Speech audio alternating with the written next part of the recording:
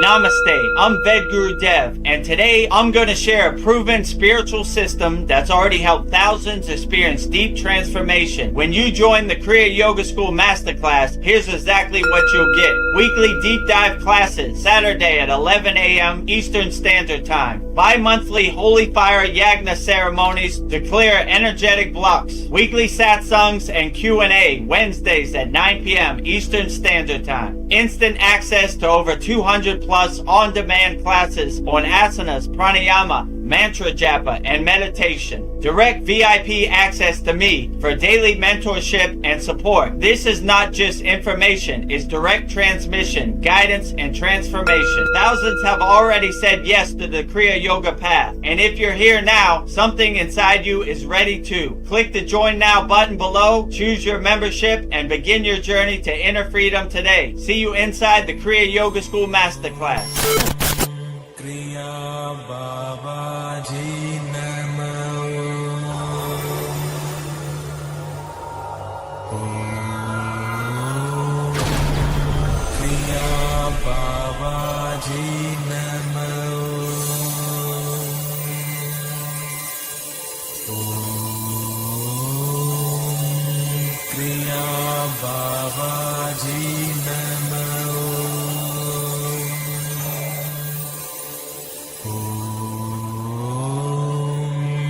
Kriya Babaji Namo Om Kriya Babaji Namo Om Kriya Babaji Namo.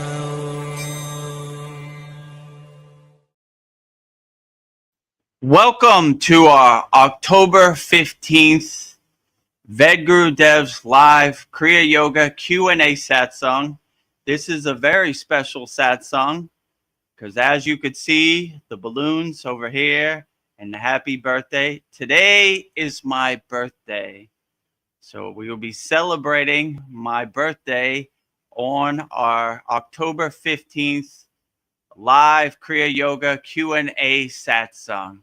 So before we get started, we have to welcome all of our honored, auspicious birthday guests. And we will start with Goddess Lakshmi Devi, the goddess of infinite wealth, prosperity, and abundance. And I will say her mantra 3 times with love, devotion, hoping to be granted some great manifestation birthday wishes. Om Sharim Klim Lakshmi Narayana Biyam Namaha. Om Sharim Klim Lakshmi Narayana Biyam Namaha. Om Sharim Klim Lakshmi Narayana Biyam Namaha. Next to Goddess Lakshmi Devi is the highest of them all, pure consciousness, Adi Yogi, the first yogi, Lord Shiva himself. And I will say his mantra 3 times with love and devotion, also clearing the path for great birthday blessings from the higher astral planes. Om Namah Shivaya. Om Namah Shivaya. Om Namah Shivaya. Next to Lord Shiva is Lord Ganesha behind the balloons. Remover of all obstacles, Lord of success. And I would say Lord Ganesha's mantra 3 times with love and devotion. Clearing the path, removing all obstacles for me to have a great birthday today. Om Gam Ganapataye Namaha. Om Gam Ganapataye Namaha. Om Gam Ganapataye Namaha.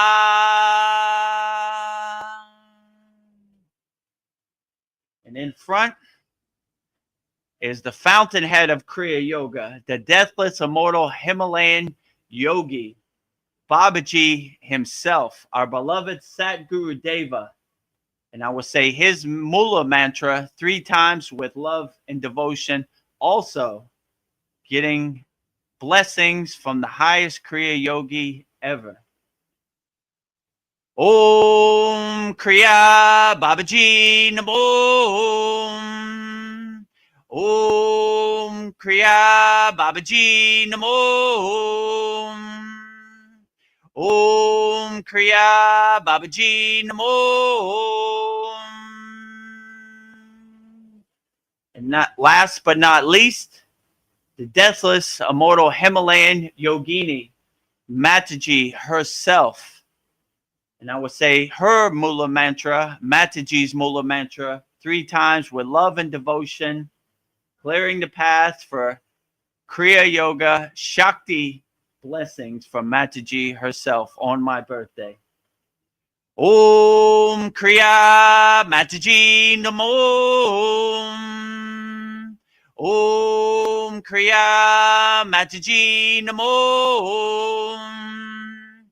Om Kriya Mataji Namo.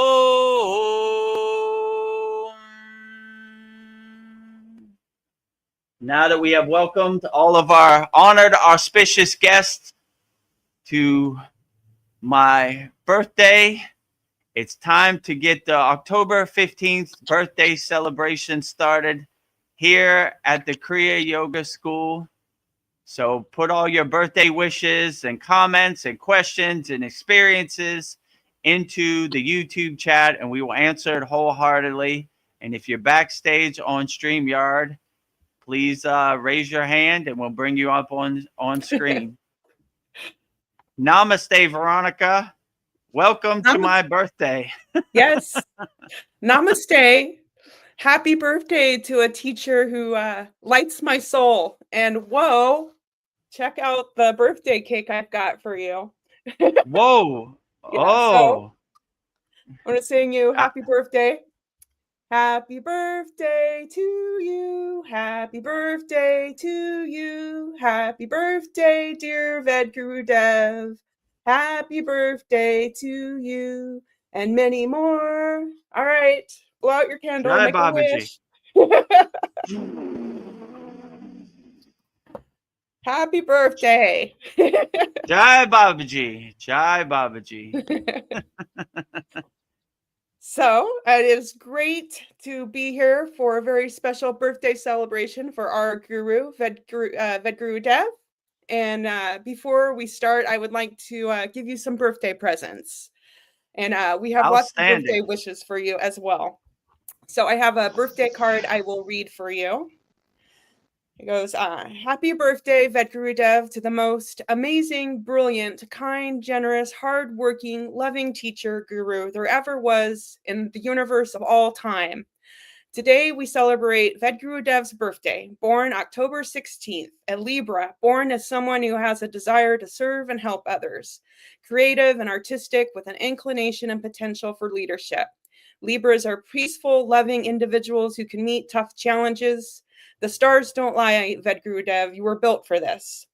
We are all wishing you a beautiful year ahead, filled with grace and love. Thank you for all the many hours you have put into building this school from the ground up, teaching anyone who is interested in learning Kriya Yoga. You have made it accessible for everyone. We are all, and all are welcome. Your motto has always been Kriya Yoga is for everybody.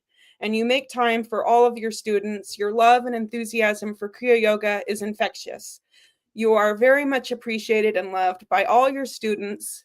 This is the 2nd year of the Kriya Yoga School, and I have been what you would call an A1, day 1 student from the very beginning. I love our school and the spiritual community we have all built together. When I am here, this feels like my spiritual family. That is because of you faithfully delivering the mail for Babaji and building this community brick by brick. We are always a house under construction. I see you as the guru we can all relate to. You have experienced everything we have, Not your typical guru, but you can't put a guru in a box. I know you have been criticized for sharing and teaching your knowledge, but Kriya Yoga is for everybody, and it is giving us the tools to navigate this Maya delusional world. And despite all the criticism, you don't let that stop you. You are the definition of unshakable mountain. I am inspired by your persistence and determination to keep going. You always thank me for helping you, but you have helped me to remove so many boxes that I am an unshakable mountain too. I am honored and thrilled to help you any way I can grow that Santa Claus list of all the people you will help teaching Kriya Yoga. Thank you for being an incredible teacher and an even better friend. I will always help you because helping you is helping wake up people's consciousness up, and it has given me the best purpose ever. And I am not done yet. I will honor my guru by saying the guru mantra 3 times. Guru Brahma, Guru Vishnu, Guru Devo, Maheshwar, Guru Saksak Parabrahma, Tahasme, Shri Guruve, Vedagurudev, Namaha, Guru Brahma, Guru Vishnu, Guru Devo, Maheshwar, Guru Saksak Parabrahma, Tahasme, Shri Guruve, Vedagurudev, Namaha, Guru Brahma, Guru Vishnu, Guru Devo, Maheshwar, Guru Saksak Parabrahma, Tahasme, Shri Guruve, Vedagurudev, Namaha. Jai Guru Ved. Jai. I got all tongue tied. Jai Vedagurudev. Jai Vedagurudev. Jai Vedagurudev. Jai Jai Jai. Peace, peace, peace. Happy, happy, happy. Love, love, love. Happy birthday to my guru Vedagurudev, and thank you for everything. And before I go, I have one more thing. A birthday conch. So happy birthday. Oh, Thank and you, lastly, Veronica. Very touching. I present you some flowers at your feet. These are the flowers that I wore at the Soul Talks, and they're still beautiful. So if I was there in person, I would bring you some flowers to your feet. So I hope I've embarrassed you properly for your birthday. Oh, not at all. Okay. I accept all blessings, right?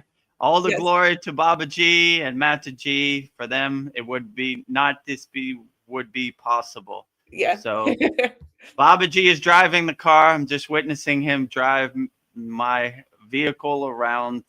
I take Yeah. no credit for any of this. So it's Baba Ji's birthday also. So we celebrate the glory of Baba Ji, Mata Ji, all the deities, all the ascended masters, all the archangels, all the light beings, all the spirit guides. They are doing all the heavy lifting. I'm just saying a few words on the live stream. So on my birthday, I choose to celebrate all the glory of all the people who have cleared the path and laid the blueprint so I could get this far, you know. Thank Yes. God I'm alive. So I wake up with a big smile on my face. All the deities, all the ascended masters, all the spirit guides, they're doing great. So every day is my birthday, not only today. So any day I can wake up and see the sun, and another day to do better than I did yesterday, it's always a true blessing. So thank you for that. And on my birthday, I'm going to send healing energy to everybody out there. So I give gifts to everybody. So I will say the Dan Van Tree Shakti mantra, sending healing energy to all people watching this live stream out there. Whatever you're going through, transmuting healing energy through the internet via Dan Van Tree. O Mara Mara Thailanaya He Vaitish Varam Kovil Dan Van Tree Poetry. O Mara Mara Thailanaya He Vaitish Varam Kovil Dan Van Tree Poetry. O Mara Mara Thailanaya He Vaitish Varam Kovil Dan Van Tree Poetry. Transmuting healing energy to all people out there via the internet through Sita Dan Van Tree, healing you, whatever you're going through, transmuting healing energy. Now, I'll also say the Kavacham Shield mantra. So if you ever wonder how Vedagurudev protects himself from the outside Maya delusional world, before I go out into the Maya delusional world, I put up my shield, and I say my protection mantra. And I will say that 3 times for everybody out there, protecting them from the external Maya delusional world. So anytime you need protection, just say this mantra and you'll have your shield up just like Vedagurudev 3 times. Om Brahma Vishnu Maheswaraha Savadanti Mantra Devata Susenana Pala Rakshaka Hayom Pat Swaha. Om Brahma Vishnu Maheswaraha Savadanti Mantra Devata Susenana Pala Rakshaka Hayom Pat Swaha. Om Brahma Vishnu Maheswaraha Savadanti Mantra Devata Susenana Pala Rakshaka Hayom Pat Swaha. Protecting everybody out there from the external Maya delusional world.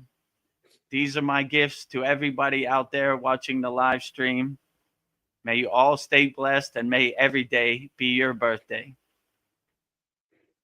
Oh, thank you. We're supposed to be giving you the gifts. Thank you. That was really beautiful. I give back, right? It's my birthday, but all the gifts to you, right? So, well, we have lots of birthday wishes for you. Starseed Anya is here, but her mic's not on, so I have some birthday wishes for you. She says, "Happy birthday, beautiful, lovely soul, and happy birthday, reverse aging. Let's go. Immortality on display. Babaji, ascended masters, angels, spirit guides, loving angels. We are one family of love. Bless you, dear angels. Thank you. You are a gift to humanity's consciousness, dear Guru." Oh, that's beautiful. Let me see if I can add you, Anya. Anya. Very Are you beautiful. Here? Ah, you're here.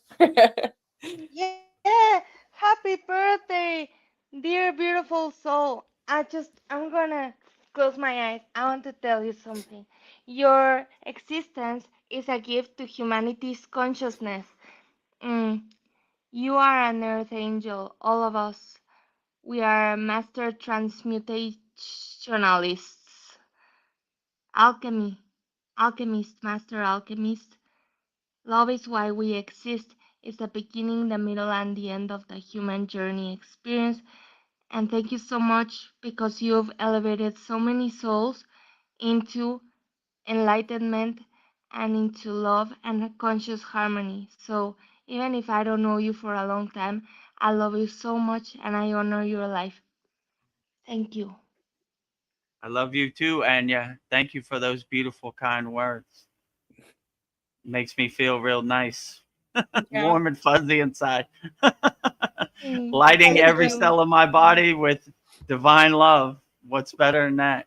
Outstanding. Well, a lot of people are showing up for you, Vedagurudev. I'm gonna make you cry. Nice. I'm already getting choked up. Yeah. We just Sandy, started. yes. We're only 17 minutes in. Sandy says, cute thumbnail background. Happiest of birthdays to you, brother. We love and appreciate you, Vedagurudev. Many blessings sent your way. Aw. Thank you for that, Sandy. I appreciate all the birthday well wishes. Outstanding. And I sent you a happy birthday hours ago, but happy birthday again. Happy birthday. It's my birthday. Paul says happy birthday and namaste to everyone. Namaste.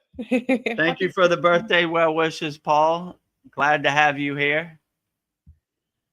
And Sandy says again, happiest of birthdays, brother. We love and appreciate you.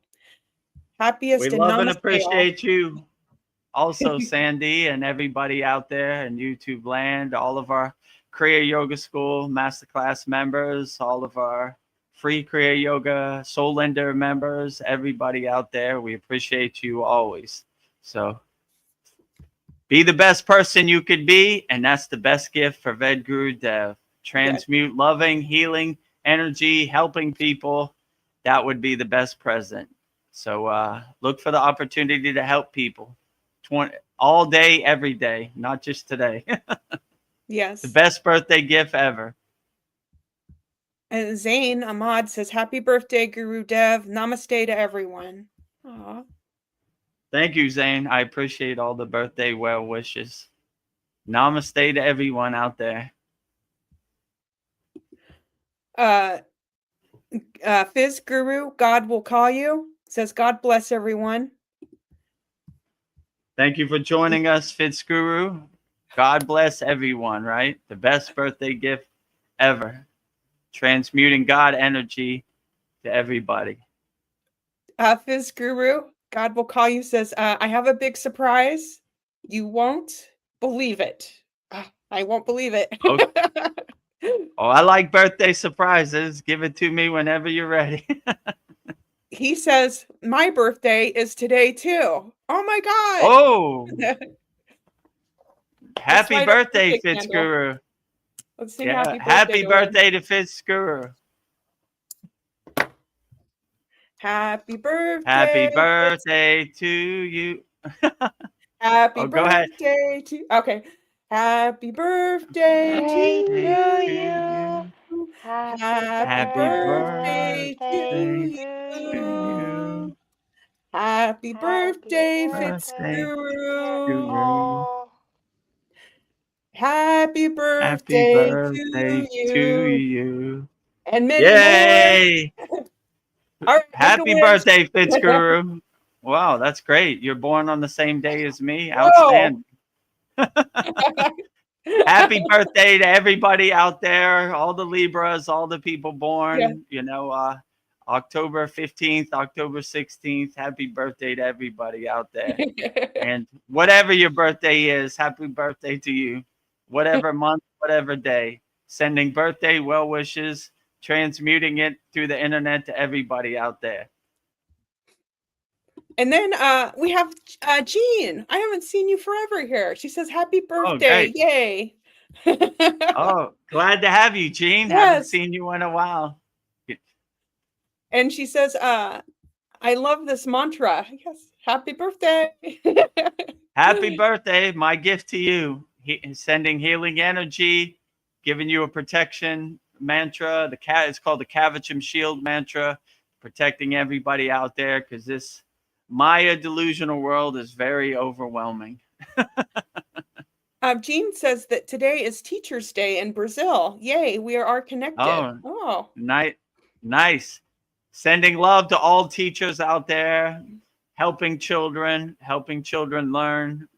What a true blessing that is, what a true calling that is. So got nothing but love for teachers, helping children, teaching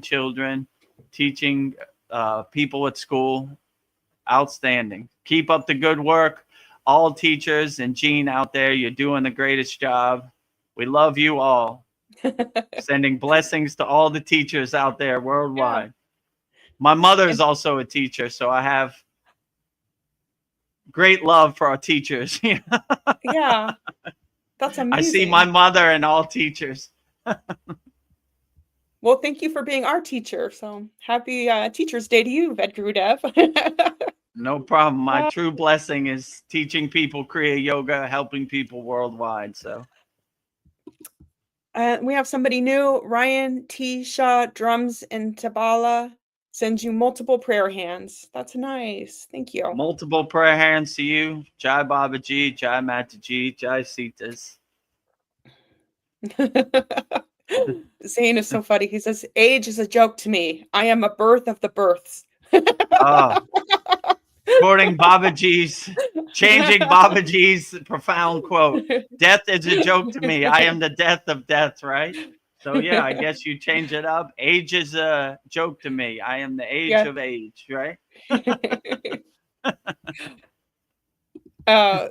Fitzguru says, "Standing ovation, Veronica."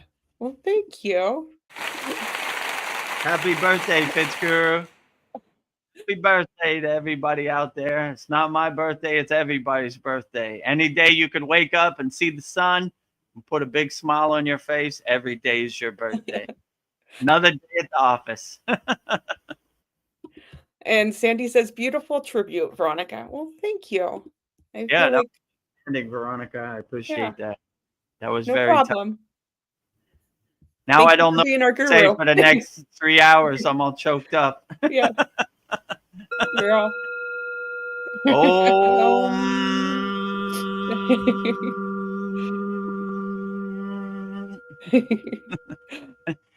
Hit the conch one time. Yes. Let me, where are we? Conk.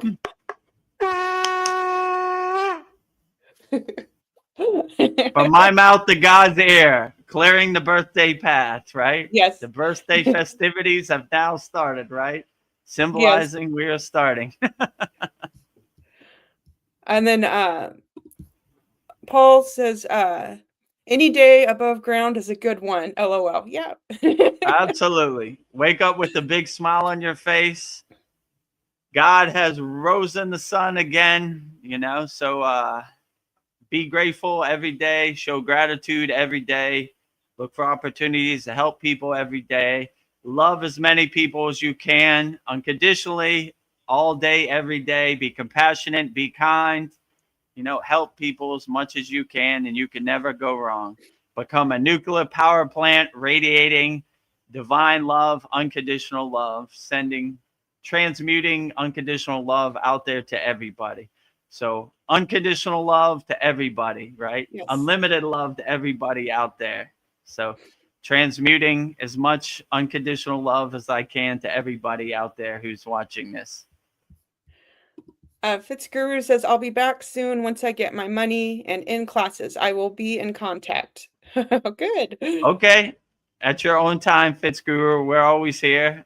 You're part of our Career Yoga School Masterclass family. So whenever you're ready, we're ready. So at your own timing, at your own pace. And he says, happy birthday, haha. Ha ha ha. And then Happy he says, birthday. I don't need a birthday song, LOL. Oh my. I already did it. Fitzguru. You have to Yeah. celebrate you too. No takebacks. We give all birthday to all people out there. No takebacks, right? So you didn't want a birthday song, but we give you one anyway. Yeah. Accept the blessings, Yes. Fitzguru. Accept the blessings. We can't stop this birthday train. Choo We're choo! coming. The birthday train is coming through. All right, stop.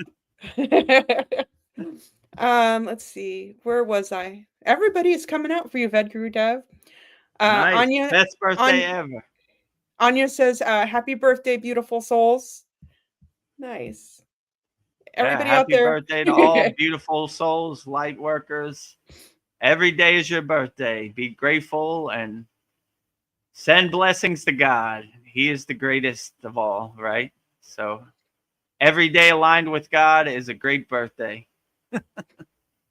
And Fitzguru says, thanks, haha. A lot of people actually said happy birthday. Thanks. Appreciate you guys. I can't believe we have the same thing. It is crazy.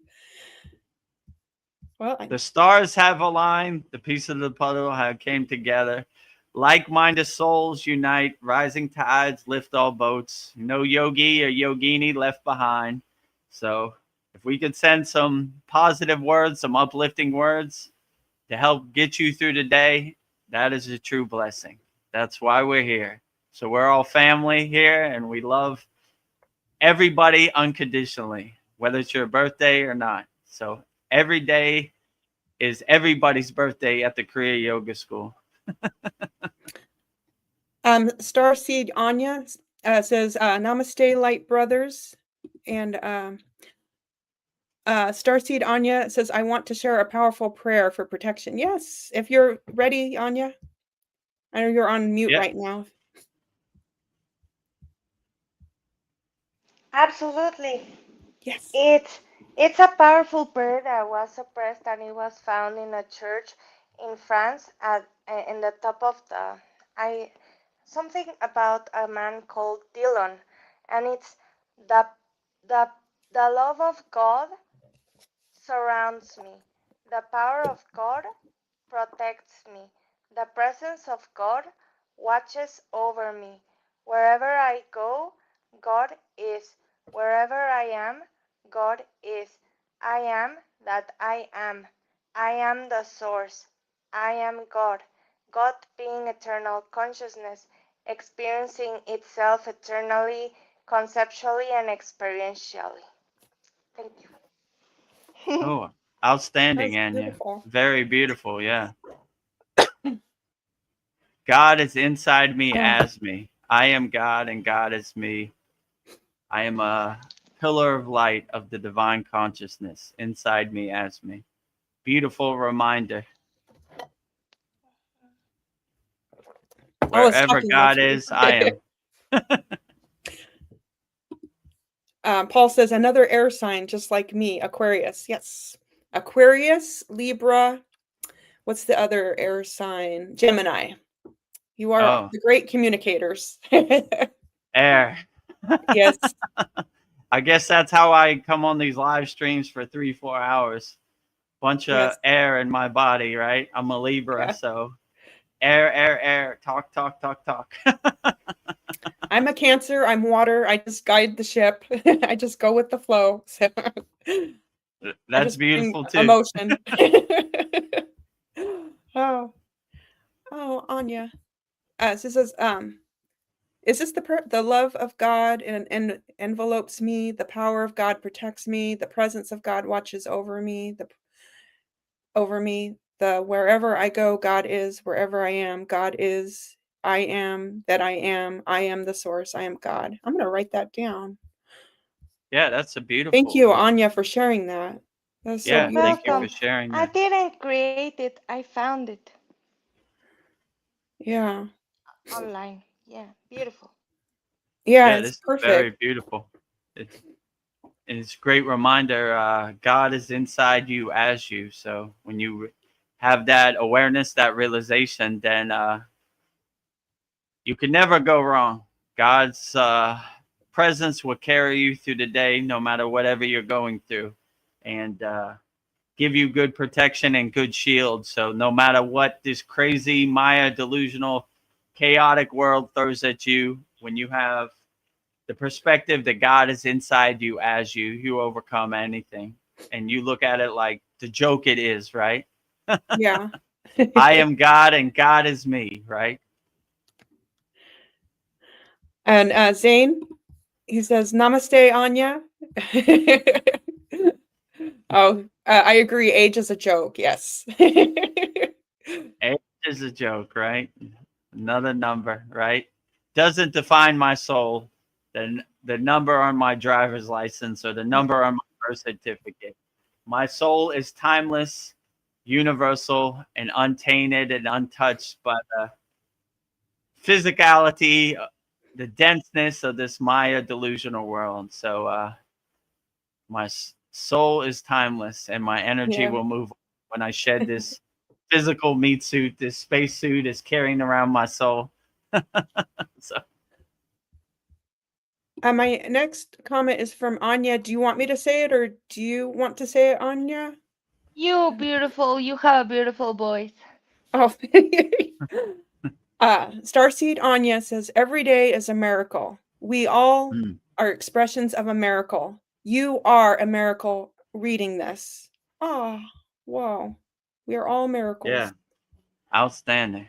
Yeah, we are all miracles. It's a miracle how this divine connection works, so yeah, everything is a miracle. I'm in awe of everything every day. I'm in awe of the sun. I'm in awe of nature. I'm in awe of all the miracles that the source God has presented us. So if we just open our eyes and see the vividness and the dynamicness of this world, then it's so awe-inspiring. Everything is a super miracle.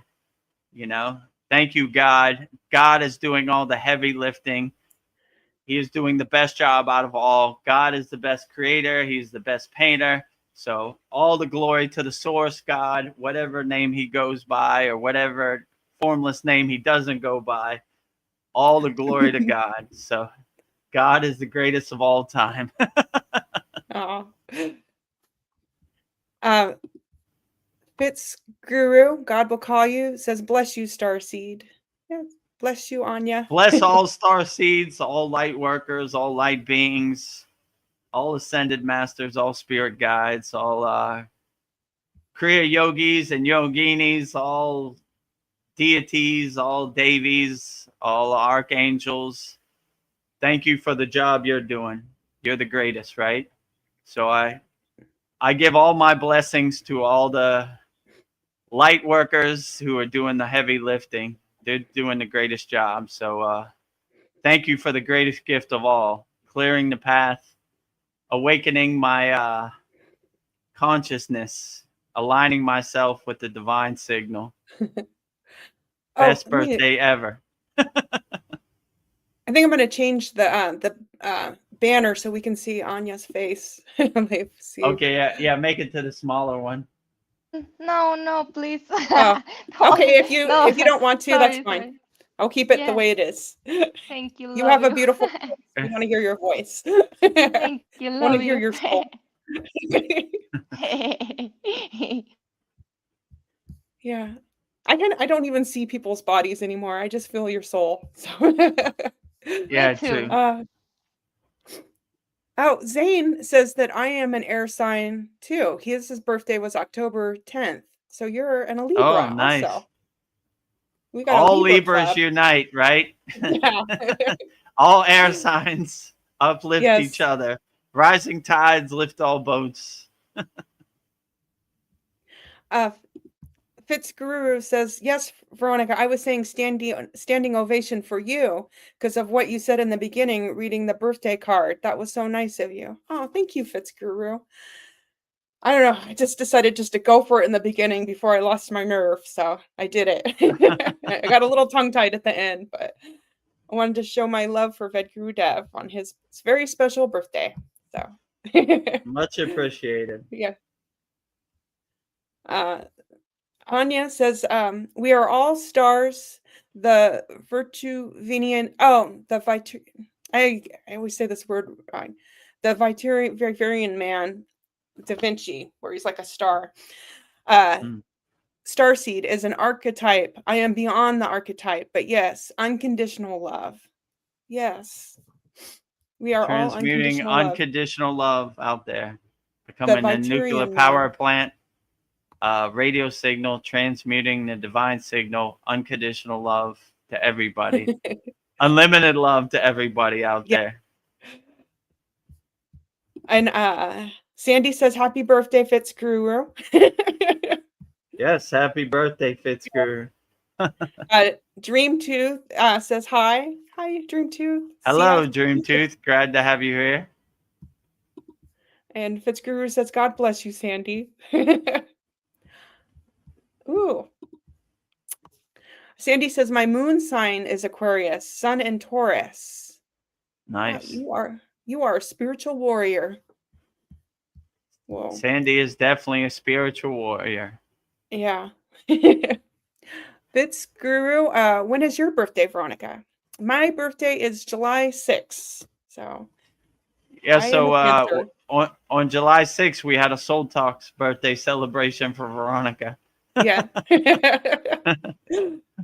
So if we're lucky enough it lands on the Satsang and the Soul Talks or our class, we have a good birthday celebration. Yeah. Best birthday ever with my soul family. Best birthday ever.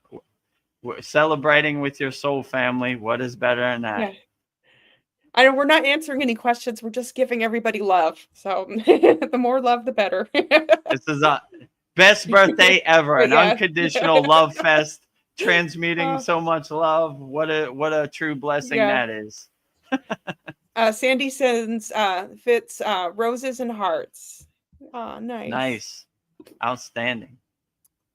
And Dreamtooth CS sends a heart, and he sends a bumblebee pollinating a flower, saying truly blessed, and prayer hands. And truly blessed always. Prayer hand. Fitzguru says, if Om is the sound of the universe, well, when we unblock the 7 chakras. Why is Om for the third eye and the Crown that's a good chakra, the question. Sahasrara. Yeah, yeah. So Om is in your eyebrow chakra, your Agna.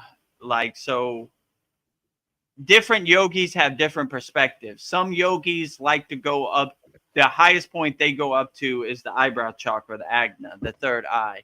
And there are other yogis in different traditions who go to the crown chakra. So in our parampara, our lineage, we go to the crown chakra.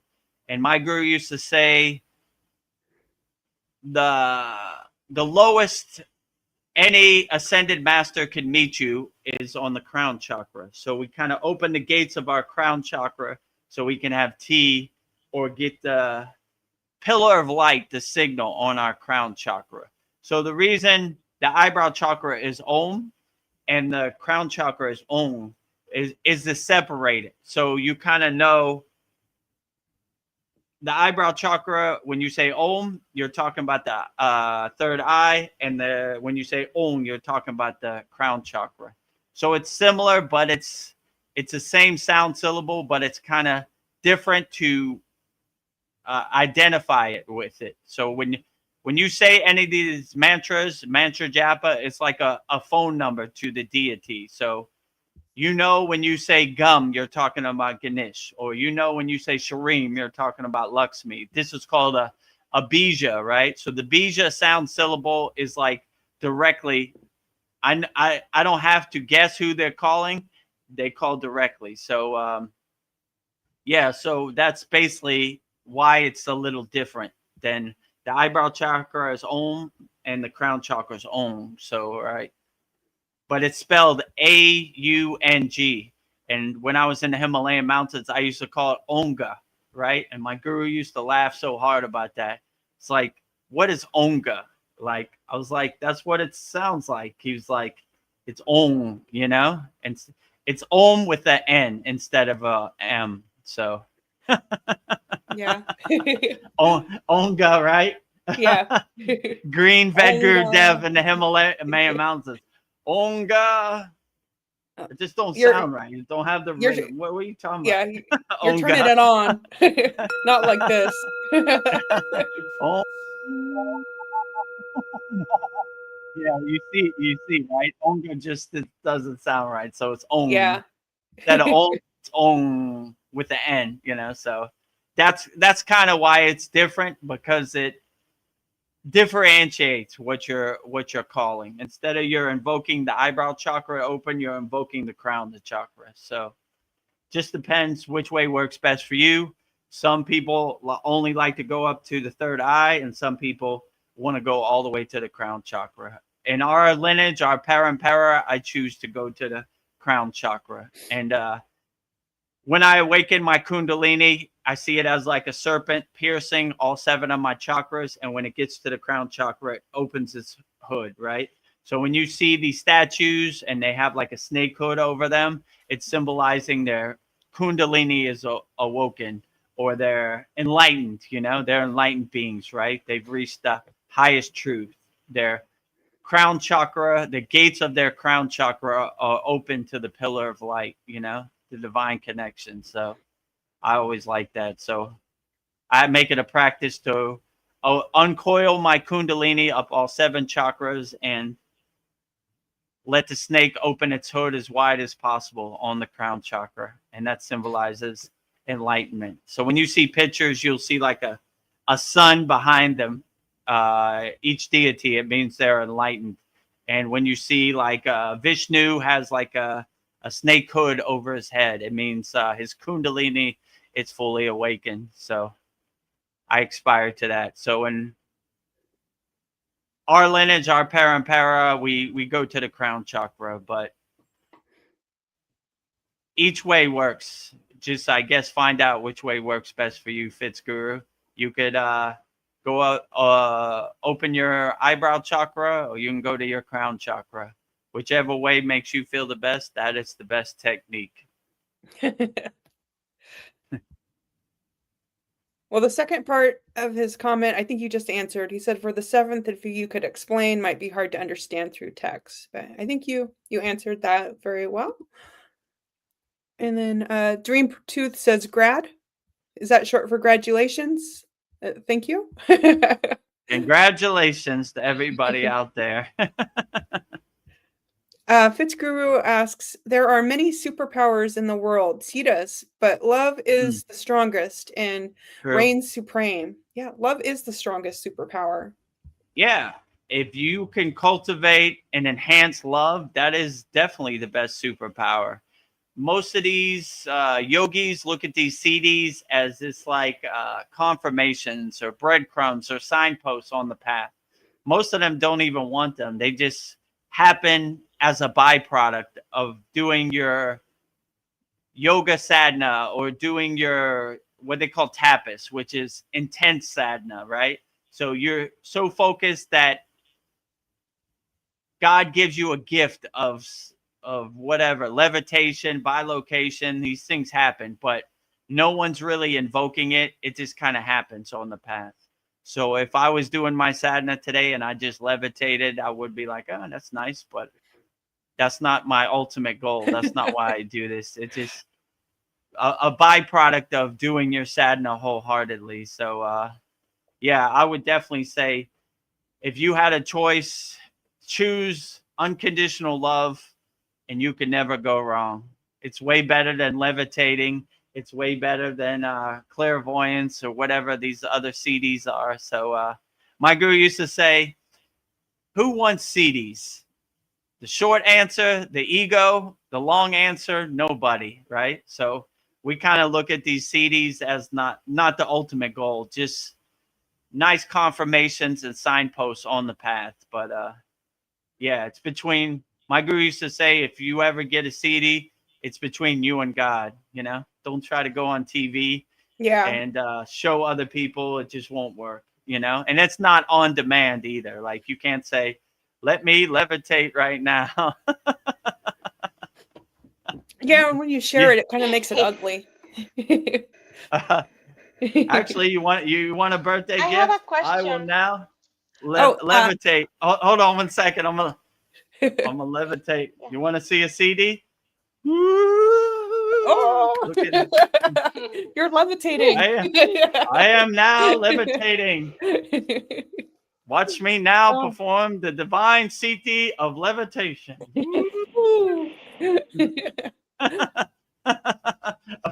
Okay.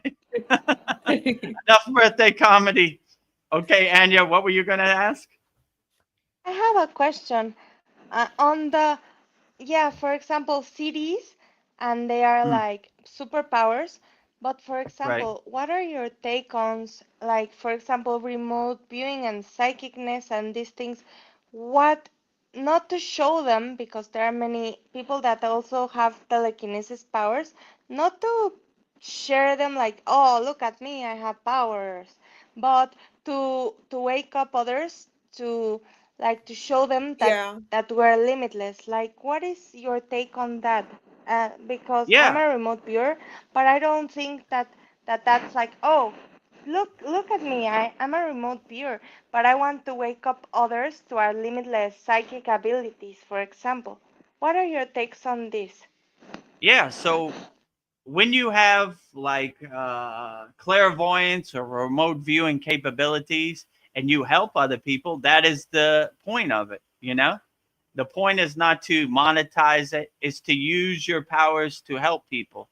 So if you use it to help people, then that's what it's meant for, you know? So yeah, I would definitely say if you have that gift and you have that blessing, then help as many people as you can and remote view as much as you can, you know? You can never go wrong. And if it comes from a place of love, not fear, then it's always great, you know, no matter what you do. So I would cultivate and enhance your gift as much as you can and use it to help people, you know, not to make more money. You know, there was a story, an autobiography of a yogi where one guy was able to, how can I say, take things from people.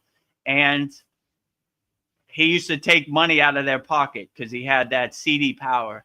And one time he ran across a guy and he tried to take their money, and it wasn't possible. And that guy was God. And God basically said, I strip you of your power because you're using it for the wrong reasons. You should have this power to help people and love people, not cheat people and scam people and steal people. You know, you're You're right. seeing the forest without the trees. So if you use it to help people, you can never go wrong, you know, and it always Good come from a idea. place of love, not from a place of hate or, and yeah, when you have these Good gifts, it's idea. always a true blessing. Good idea, dear Master Gurudev. I think, for example, that you just given me like maybe free telepathy remote viewing course for the betterment of helping, Mm, but free, like on YouTube, free. That's a good idea. yeah, that would be Thank you. outstanding. Love you. Let me know when you do that course. I'd take it too, you know? Yeah, of course. Thank you. I hope you do that, Anya. I think that'll really wake people up. That would be a great gift to give the world. Yeah, Yeah, I'll I'm sign up gonna do too. it, and I could send it to you, and you send it to everyone, and then like free telepathy, channeling higher self, higher Mm, consciousness, and remote viewing and listening to angelic team because I hear them. They're always here. So yeah, good idea. Yeah. yeah, what a true blessing. Yeah, whenever You you are come out with blessing. that, let us know and we'll send it out to everybody. You know, we want to help as many people as possible unconditionally. So Me too. I love it so much. Happy birthday. I love you Happy too, birthday. Anya. Happy birthday. Happy birthday. Right?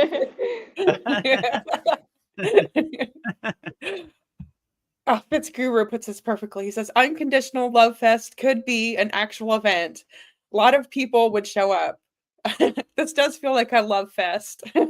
Yeah, we do need a unconditional love fest. We should rename this, right? Yeah. Vedagurudev and Veronica's Unconditional Love Fest Yes. every Wednesday at 9 p.m. Eastern Standard Time. The best song ever. Oh. Oh, Fitzguru says that I felt it tingle on my head when I do Mm, the seventh yeah. chakra. Oh, Yeah, so when you yeah. when you feel a tingling on your head, it's a good confirmation that you're on the right track. So I would just lean into it as much as possible. That's what I do. Anytime I feel like a tingling sensation or like what do you call it, like a spidey sense, you always know you're on the right track. So anytime you feel that, then definitely lean into it, you know, like yeah, so anytime I feel a tingling sensation on my crown chakra, I know I'm going the right direction. And they say devya diha, which basically means like turning your physical body into a light body. So when you go down this path, it's good to do that. Or they say Shiva and Shakti meet on the crown chakra and they have the divine union.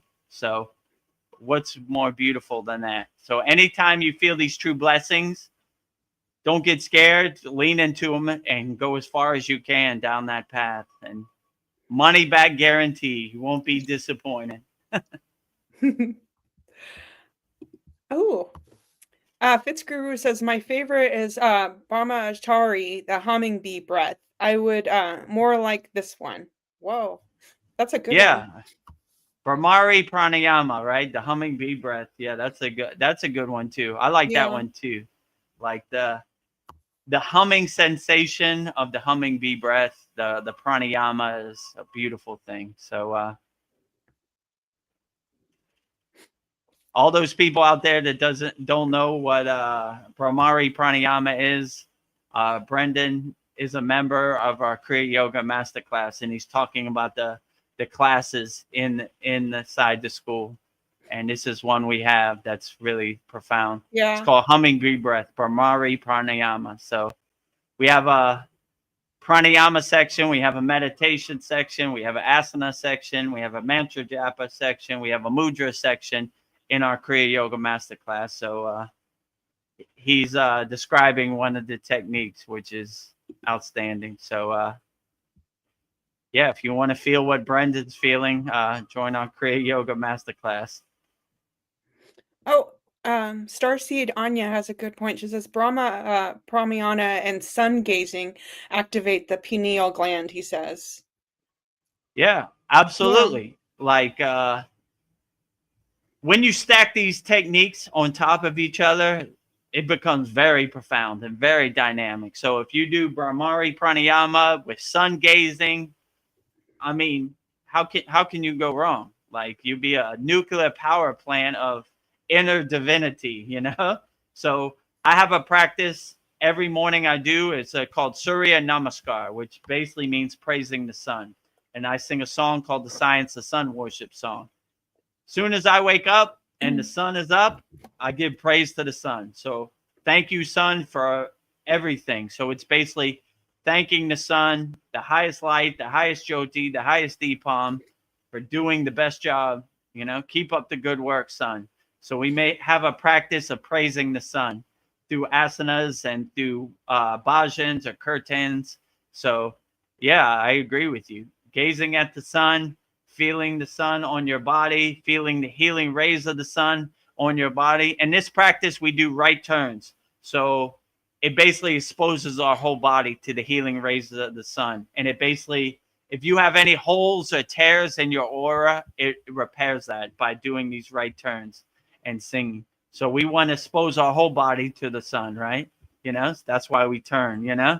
So there's no space unchecked, you know? We want the whole sun everywhere, right? Gazing at the sun. Anything you do with the sun is outstanding. The moon too, you know, Soma Chandra also. So we in our school we have a practice every full moon and new moon. We burn up all of our members' problems, financial problems, health problems, family problems, emotional problems. Watch it all go up in smoke. Swaha. Yes. Also, Starseed Anya says that also, oh my God, Nikola Tesla doesn't stop. He.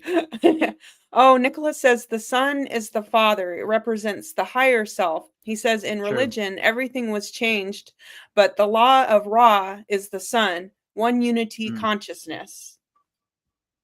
Yeah, absolutely. Like I said, when you see the pictures of these deities, like if you look at the picture on Mantra Monday, they always have like a glowing sun behind them, right? That means their consciousness is awoken. They are enlightened. So their kundalini is awake. So all of the above. So yeah, we praise the sun as much as we can because the sun is the greatest of all time, right? Thank you, sun, for coming up. Like I say, if the sun doesn't come up, we're in trouble, you know? But every day, wake up with a smile on your face, see that sun coming up. Wow, you know? Thank you, sun. So when you become more awake and more aware, then you are open to these concepts and you see like the whole world as like such a beautiful creation from the source itself, the sun included. Like, wow, you know, I was just staring at the night sky last night and looking at the stars, and I was like, wow, how great is that? That is the most beautiful thing I've ever seen. Stars in the sky, moon in the sky. Wow, how did I get so lucky in this existence? You know, so my guru used to say most people are sleepwalking with their eyes open. So when you start to align yourself with higher consciousness, you become more aware to the vastness, the beautifulness, the infiniteness, the oneness of the creation from the source. And wow, what's outstanding more than that? So I agree with Anya that the sun is the greatest, you know, but it's all the greatest. The trees are the greatest. The birds are the greatest. The flowers are the greatest. The ocean is the greatest. The sky is the greatest. Yeah. So you just feel like Fitzguru said, like a love fest every morning. You wake up like, woo, look at that, you know. And where I live in Thailand, out my bedroom window, I could see the mountain, and they have like light blue colors and light orange colors. And when the sun comes up, I was like, wow, woo, man, Ah, best birthday gift ever, right? The sun yes. coming up. And I remember when I was in the Himalayan mountains, they had this mountain called Mount Nilakanden, and they used to call it the Golden Mountain. So when the sun would rise over the Himalayan mountains, it would just look like a gold temple, like Egypt or something. I was like, woo, look at that. Wow, you know? And everything that you're attached to or you feel emotional about just kind of melts like butter in the sun when you see that, when you have that perspective. Like, I don't know why I'm worrying about any of this. Look how golden that mountain is right there. Yeah. Or look how beautiful the sky is today. Nothing else begins to matter when you really focus on what's important. And God is the best artist and painter in the history of the universe. No one better, right? Yeah. So when you have that mindset that just keep your awareness and your mindset focused on the beauty of the world and what God has created, so outstanding. So Yeah. who Well, cares who's president when you see a golden mountain every morning? It doesn't. It has no meaning. well, Anya's comment goes perfectly with that thought. She says the Father is the higher self, the Holy Ghost is Mm, the subconscious, by Carl mm, Jung.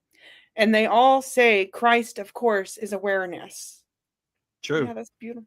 I agree with you. If you have that perspective and kind of see behind the curtain and see the real true meaning and realize your true inner potential, your potential is limitless, right? So if you realize you have all the tools inside you as you, then you don't need to look for external pleasures because you have everything you need inside you as you. So that's why Yogananda's place is called Self-Realization Fellowship. We're realizing the self. We're becoming self-aware. We're self-observing ourselves. And when we see we have everything we need inside us as us, we can overcome anything the Maya delusional world throws at us. But it's coming. So have some tools in your toolbox. So that's basically what we do in the Kriya Yoga School. We basically give you some tools to help you become more aware and more realized, you know? So when life throws you a curveball, you're ready to hit it out the park, you know? Yeah. We Come don't talk on. about it, we do it. we, we don't talk about Kriya Yoga, we do Kriya Yoga. Yeah. That's what my guru always used to say, right? We could talk about this, but you're going to have to do the inner work, you know? And the inner work, if you need, we have some free techniques, freekriyayoga.com or soulinder.com. It's the same thing. And yeah, we have some beginner courses to get you on the right track. Zane has a question for you. He says, Guru Dev, do Himalayan yogi, which you met for learning Kriya Yoga, do they believe that we are heading for Sat Yuga? Because there is also division in Hinduism about time periods of the yugas. Oh, Yeah. So my guru, Swami Vedananda Saraswati, is a traditional Himalayan yogi, right? His ashram is in Dawada Hut, which is basically 10 kilometers away from Babaji's cave, which was an autobiography of a yogi where, you know, Lahiri Messiah met Babaji in this cave, that exact place.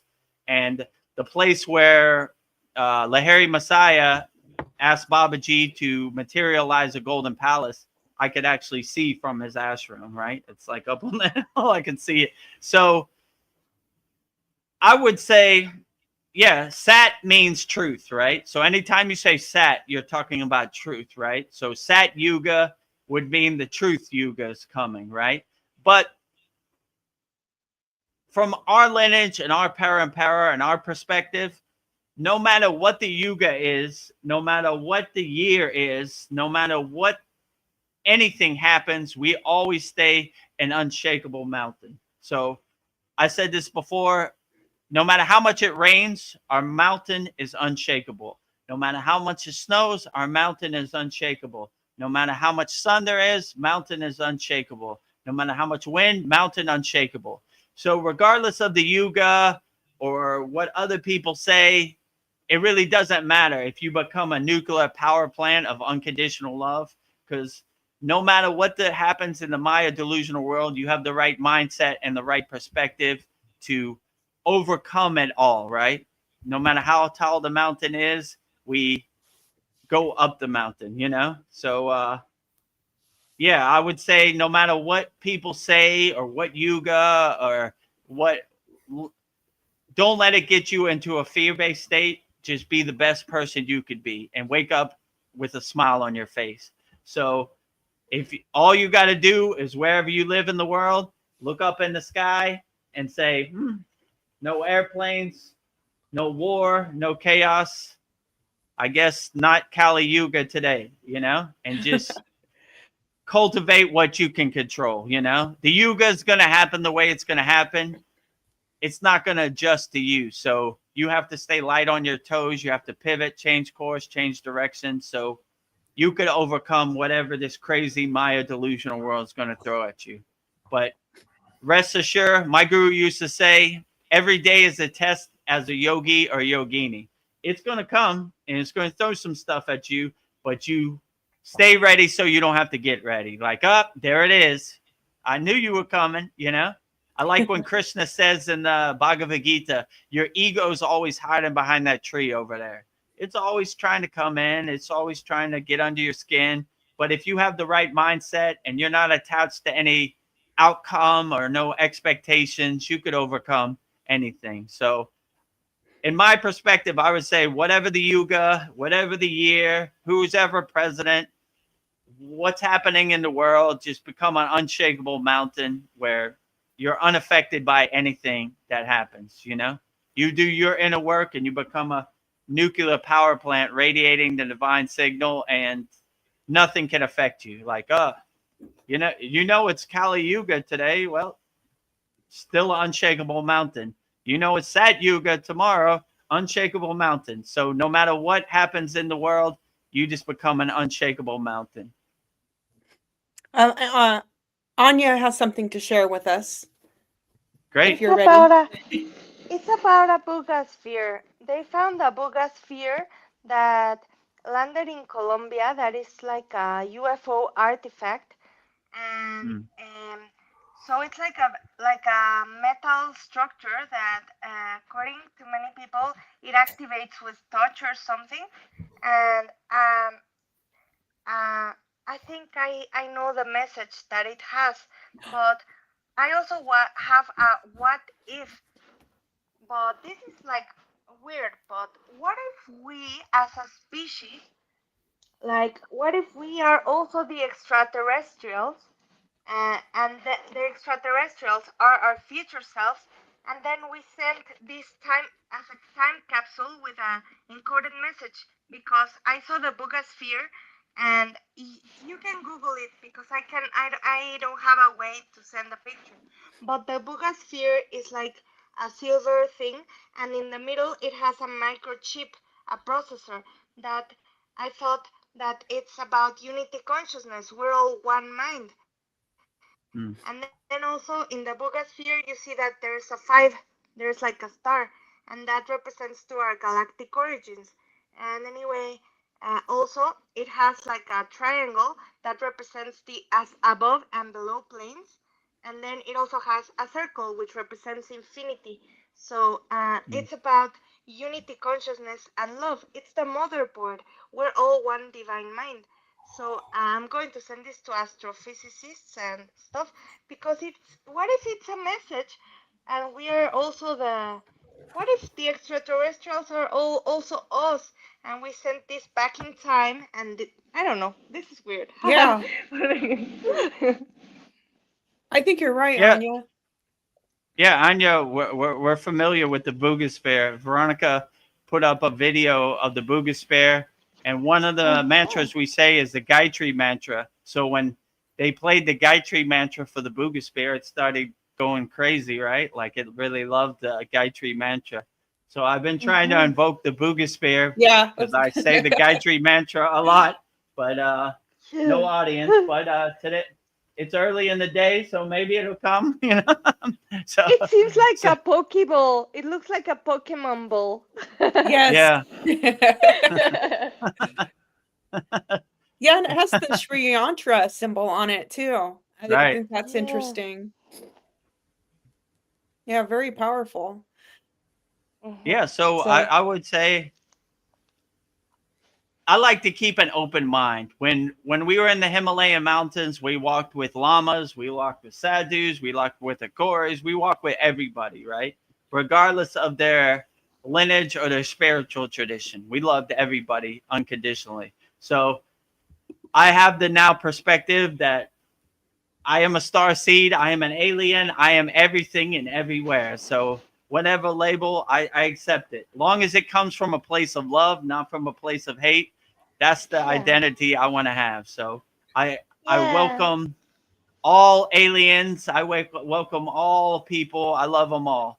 My guru said when I was in the Himalayan mountains, I told the story before, so if you heard it before, sorry. We were in a tent. We're like in a thin tent in the Himalayan mountains. It's snowing, it's raining, it's windy. And I was like, what if the abominable snowman, the Himalayan Yeti, or Bigfoot, whatever you call it, comes and attacks us? My guru looked at me strange. He said, Vedagurudev, if the Himalayan Yeti comes and he is carrying God energy and loving energy, he is our brother. We welcome him in our tent for tea. Long as he's not violent or harming, then we love him as our brother. Our bed is his bed. So anybody carrying divine energy and loving energy, whatever their form is, we love them wholeheartedly and unconditionally. So I'm not scared by anybody's form. I look at their inner energy and their inner inner divinity and their soul resonance, right? So have a pure soul, and you're always welcome at my house for tea. So aliens land. Are you a pure soul being? Yes. Come on in. My bed is your bed. I'll sleep on the floor. You want some tea? You like tea? What do you eat? We eat this bar of soap. Okay, I'll get you some soap. Whatever. So whatever enlightened being gives you an audience, always have your door open and welcome. My guru also used to say, if God comes to your house, don't leave him out in the cold and rain. Welcome him in for some tea. yes. If the ego comes to your house, leave him outside in the cold and rain. So we water flowers, we don't water weeds. We feed cats, we don't feed rats. So that's kind of the analogy, right? If you, whatever your form is, if you're loving and you're carrying you're a pure soul and you're carrying inner divinity, then your form has no meaning to me. Similar to the seraphim and these things, I'm open to it. I'm more looking past the form and feeling their energy and like, oh yeah, I like this. You're not scared of our form? No, I'm not scared of your form. I'm looking directly at your soul and your inner energy, and I like it. You are my brother. You're not scared of all these wings and eyeballs? Nope. I'm looking right at your soul, and it looks more beautiful. It's the most beautiful thing I've ever seen in my life. Come sleep in my bed. No, namaste, Paul. Thank you for your patience. Oh yeah, namaste, Paul. Namaste. Yeah, so I would just like to say happy birthday, and I would like to invoke the Guru mantra Yes. for Outstanding. Vedagurudev. So, Om Guru Brahma, Guru Vishnu, Guru Devo, Maheswahara, Guru Shak Param Brahma Tadasme, Shri Guruve Vedagurudev Namaha. Thank Outstanding, you, Paul. sir, for Very your beautiful. service to us. No But problem. My true blessing. Reason being I'm late is because I'm kind of lit. And Oh, I drink, you all know this. I mean, I drink. yeah.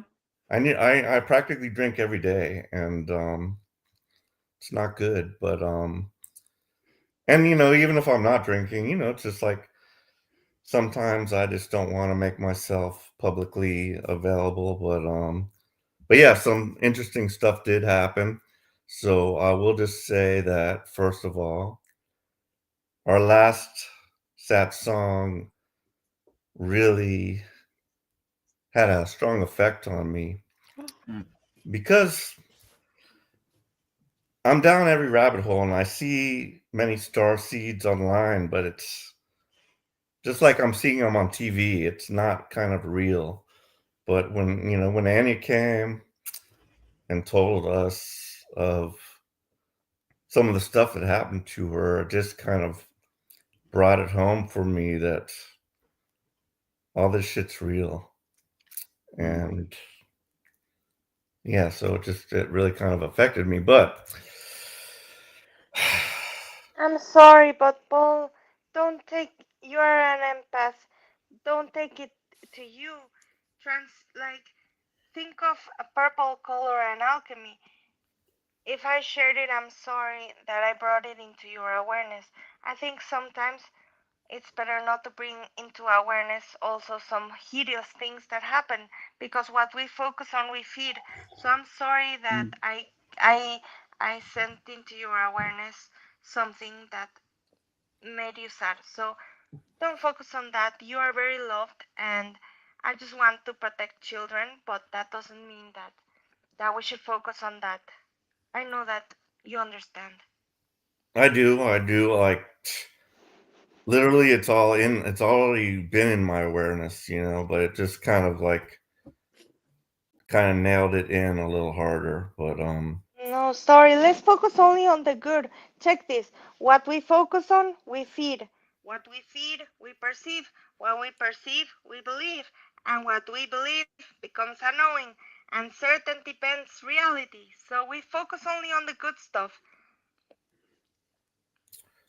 yeah, I mean, and literally, like even with spirituality, I've not seen a thing, never had anything I could call, um, paranormal. Nothing, never. Don't know what samadhi. I mean, I don't think I've experienced samadhi. Don't know. Doubt I've had a kundalini awakening. And, like sometimes, we try so hard and we have expectations, it's unavoidable,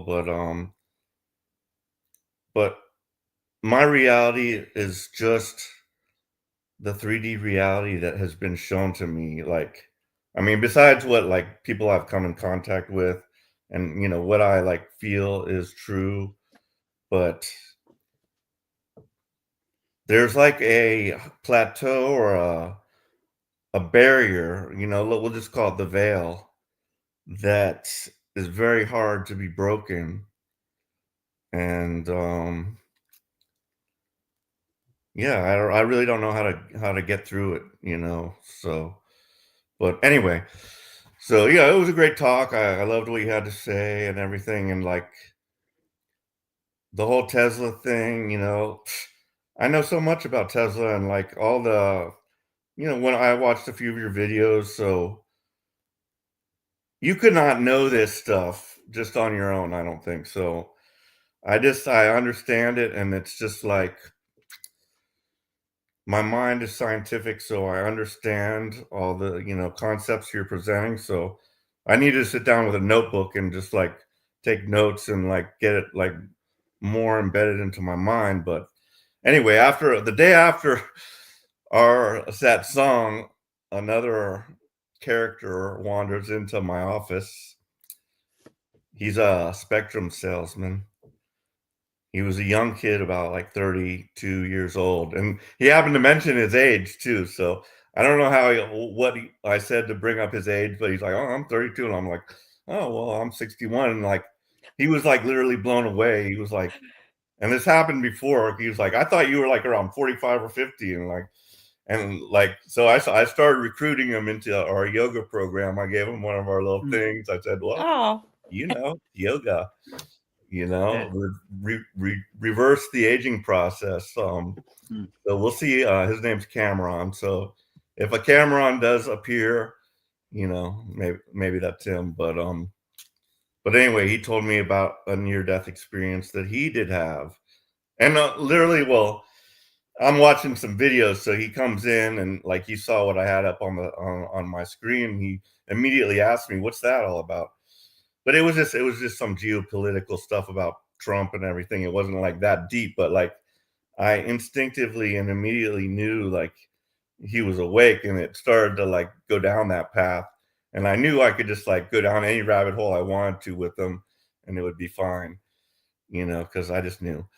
But so anyway, he told me about a near-death experience that he had, and he had overdosed on ecstasy. He like took one, I don't know, like, and I didn't go that deep into it, whether he was hospitalized, whether he was trying to kill himself, whether he was just it didn't like affect him, so he just took too much more. But he took a bunch, and like he like was transported up into heaven. He said there was like 12 people around him. One was his wife, and one was his business partner. He didn't really say who the rest were, but in front of them appeared a goddess, and she was kind of saying how she was God. And then he said, "You're a fraud." He didn't believe it.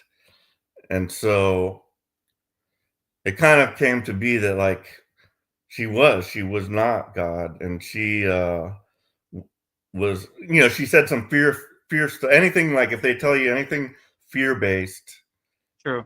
that's not right. So, it was some fear based stuff. She said, you can either come with me or whatnot, or if you don't, you're gonna go back down, whatever.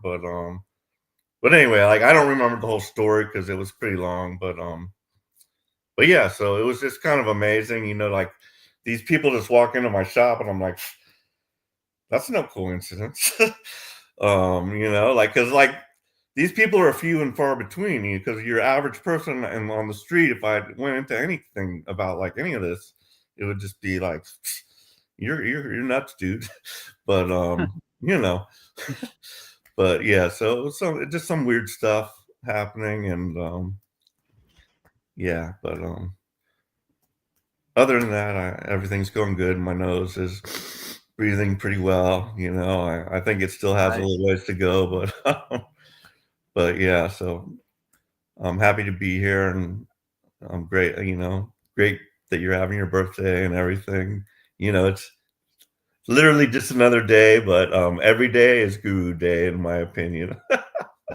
I appreciate that, Paul. Thank you for the Guru mantra. That was beautiful. Thank you. But yeah, that's pretty much all I've got for the moment. And that was a lot, by the way.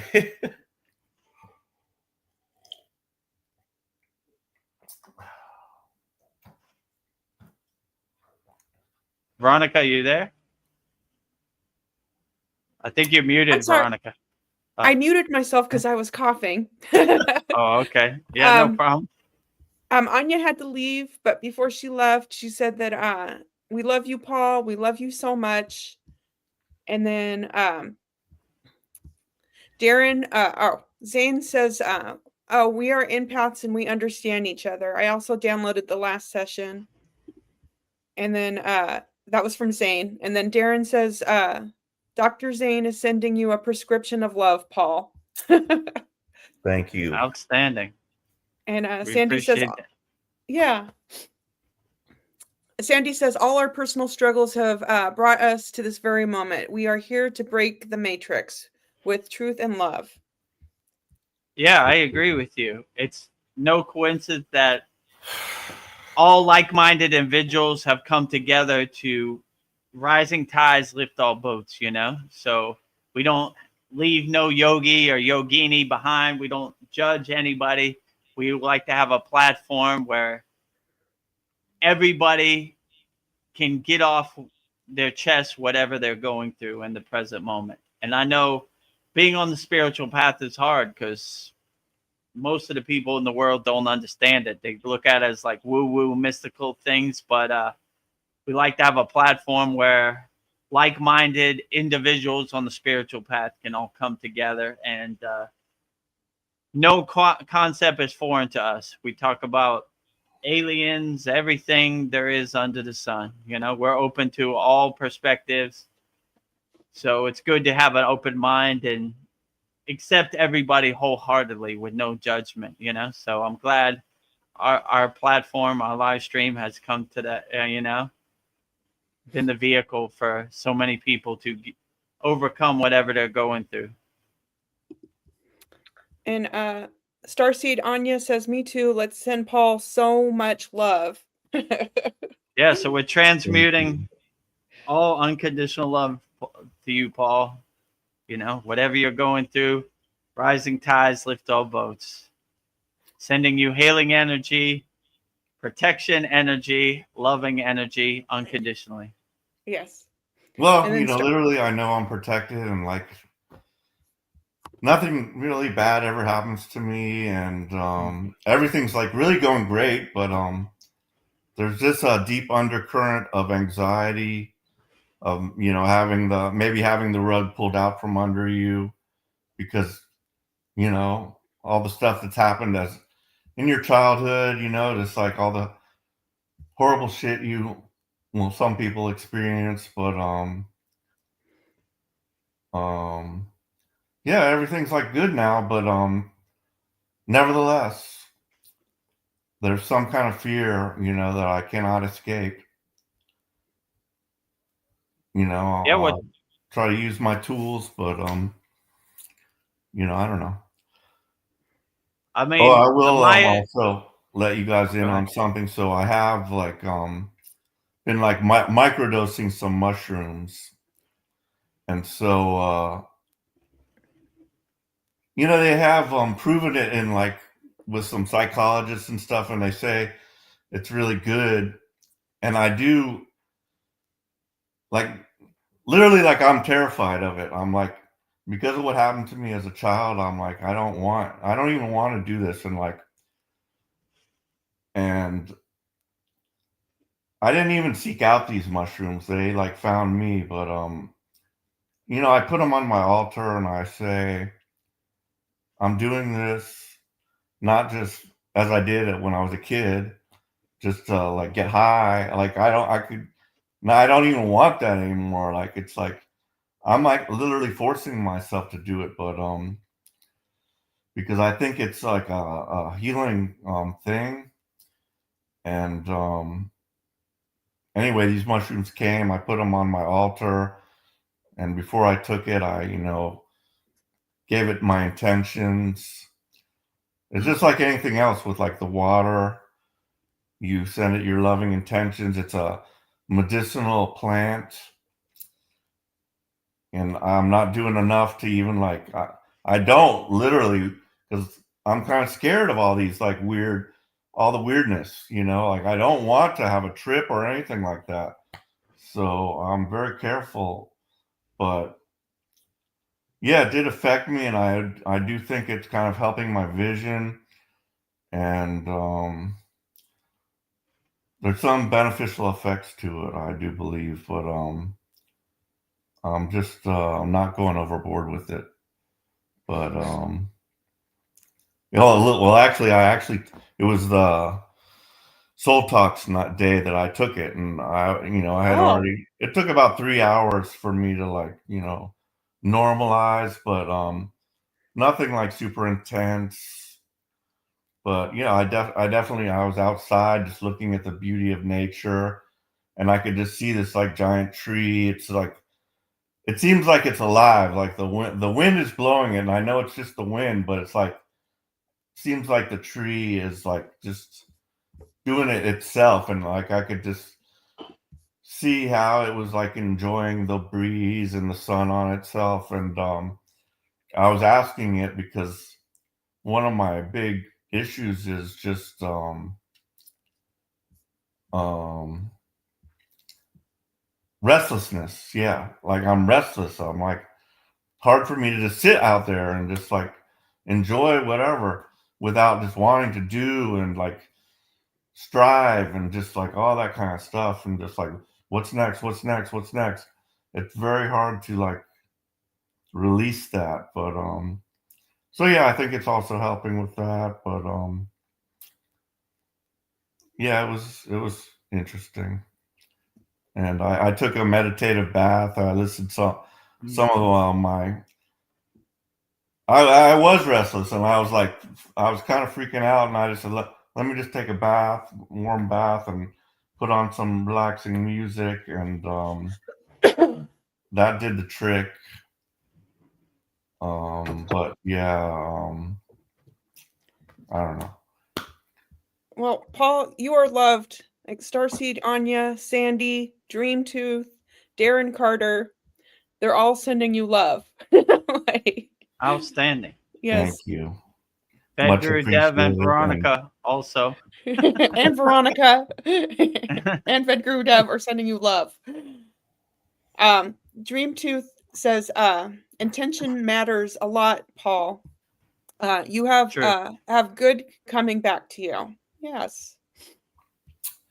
I do Yeah, if you believe have that. the right intention, the right sankalpa, you'd be surprised. You become like a mirror. You attract what you reflect, you know? So what you align with in a frequency standpoint, you attract that back to you. So yeah, I know this restlessness, this anxiety out here is pretty powerful, but just try not to attach to it. Try to let it pass, you know, like whatever, you know. But it's Right. out there, it's coming, you know. So it happens to the best of us, Vedagurudev included. I'm not gonna say they ain't coming for me. They're coming for me for Yeah. sure. You know, I go through it also, right? But when you have that witness, detached witness perspective, you're not really attached to it. Like Maya keeps on Maying, it's coming Yeah. for me. But you know, so yeah, you're And doing a great job, Paul. Keep up the good work. Paul, yeah, may I Thank tell you. you something? yeah, So I figured that like reality is a recursive mirror engine of our inner state of being in the now. So like exactly what we focus on, we feed. What we feed, we perceive. What we perceive, we believe. That's a good saying. Like I like the saying, where your focus goes, your energy flows. So Yeah. yeah, I mean, I realize like even some of these addictions or whatever I feel like I have with nicotine, alcohol, whatever. It's just like if I'm not thinking about it, I'm good. But like all of a sudden, my mind will start thinking about it, and I'm like, oh yeah. But then Yeah. I gotta like train my mind just go somewhere else. Like I've got to like yeah, just not Yeah. do that. But it's not that easy. Addictions are so hard. I was addicted to alcohol and cocaine for many years, and I'm not ashamed of saying it. But the way that, well, I died, and then that's how I quit. But you don't have to die to quit. So what I was shown, it was like you can. Every addiction stems from trauma, and we should address the trauma, the root cause of why we drink, of why we smoke. So I love Gabor Mate. He's an expert in trauma, and also Dr. Besser Vandal Kolk and Mark Wallin that says epigenetics. It didn't start with you, but also what I was shown in my spiritual awakening when I died. It was that, for example, you could grab a piece of paper and put in the left side of the piece of paper everything that you are not. Because, for example, when I was really sad and I drank and I smoked and I did cocaine, I felt that I was my bank account, that I was my success, Mm. that I was what society programmed me to believe that I had to be. my back. So in the left side, I wrote all that I was not. I was not my bank account. I was not what society told me that I needed to be. I was not my trauma. I was not the abuse that I endured. I was not my body, my human avatar. I was not my face and how I looked. I was not, and all the things that you are not. And then on the right side, I wrote all the things that I am. I'm pure love. I'm pure awareness. I'm eternal consciousness. I'm a good person. And that way, you start empowering yourself to know that you are loved and that you are perfect as you are. Sounds great. That's really powerful. Yeah, outstanding. Yeah. Thank you for that, Anya. Yeah, that's a Yeah. great technique to do. Yeah. It Because really you, helps you see your the true real, inner potential, and the yes. things you're identifying with or conditioned to believe you are. You are not any of those, right? Exactly. I don't know what you're going through there, Paul, but you are very loved and you got this because we are so much more than what we have been through. We are who we choose to become of Yeah, what we've been through, and you got this, okay? You got this. You can, and I love your honesty. Yes, Darren says, love your honesty, Yeah. Paul, because we are here for you as a human fam. We are rooting for you, Paul. Thank you. absolutely. Yes. Well, like I know all of us are going through this shit. We each have our own little demons and stuff, but It's called life. yeah, Yeah. Life is hard. that it is. But literally, I have nothing to like complain about. Like, I mean, there's so many people like that guy Steven I told you about. Like, he was trying to make his way to my shop. His car broke down. He has no money. He his license is not valid. He doesn't have any insurance. And he called me. He's like, I was on my way to your shop. My car broke down. So I was like, oh my God, this is horrible. So I was like, well, all right, look, I'm going to come pick you up. We'll decide what to do about your car. If you need some money, I can at least get the tow truck to get it and take it to your, mechanic. So I went and picked him up, and then we went back to the shop and just chatted for a while because it was still kind of early. But then we decided, okay, let's go back to his car because anyway, they probably needed the keys, and we needed to like leave the keys there. But his car started after that, and like we're like, okay, cross our fingers. Let's just head back to my shop because it's on the way to your home. If anything happens, we'll deal with it. But nothing happened, so we got there and his car was still running. And then when he left, still started up good and running. And so yeah, I think he made it home. But I'm gonna help him. I Yeah. cannot do anything but help him. So yeah, Paul, what it do was you cool. love to do? What is your passion? Do it more. Every single day, do some things that make you happy. Well, you know, um, I do and did have a lot of passions. I mean, like I've got every kind of hobby, and like you'll probably appreciate this, but ham radio. So that's why I know a lot about frequencies, and I understand about how sound, light, frequency, like there's literally a frequency for every time and place in the universe, and that's how they are able to time travel to that place because it vibrates at an exact frequency that is unlike any other frequency. And just us being here changes the frequency. This person's there, that person's there, that person's there, this location's there. So that's all combines together to make a frequency. So, but yeah, my hobbies, astronomy, ham radio, metal detecting, history, so many, and reading and stuff. But like, just the world just kind of just like made me just kind of drop everything, it's like, basically, and so yeah, I'm trying to, as Vedagurudev says, go back to zero. And when I had such passion about all the mysteries of UFOs, Bermuda Triangle, Bigfoot, just all that stuff, just like, we become jaded. I've become jaded, let's just say.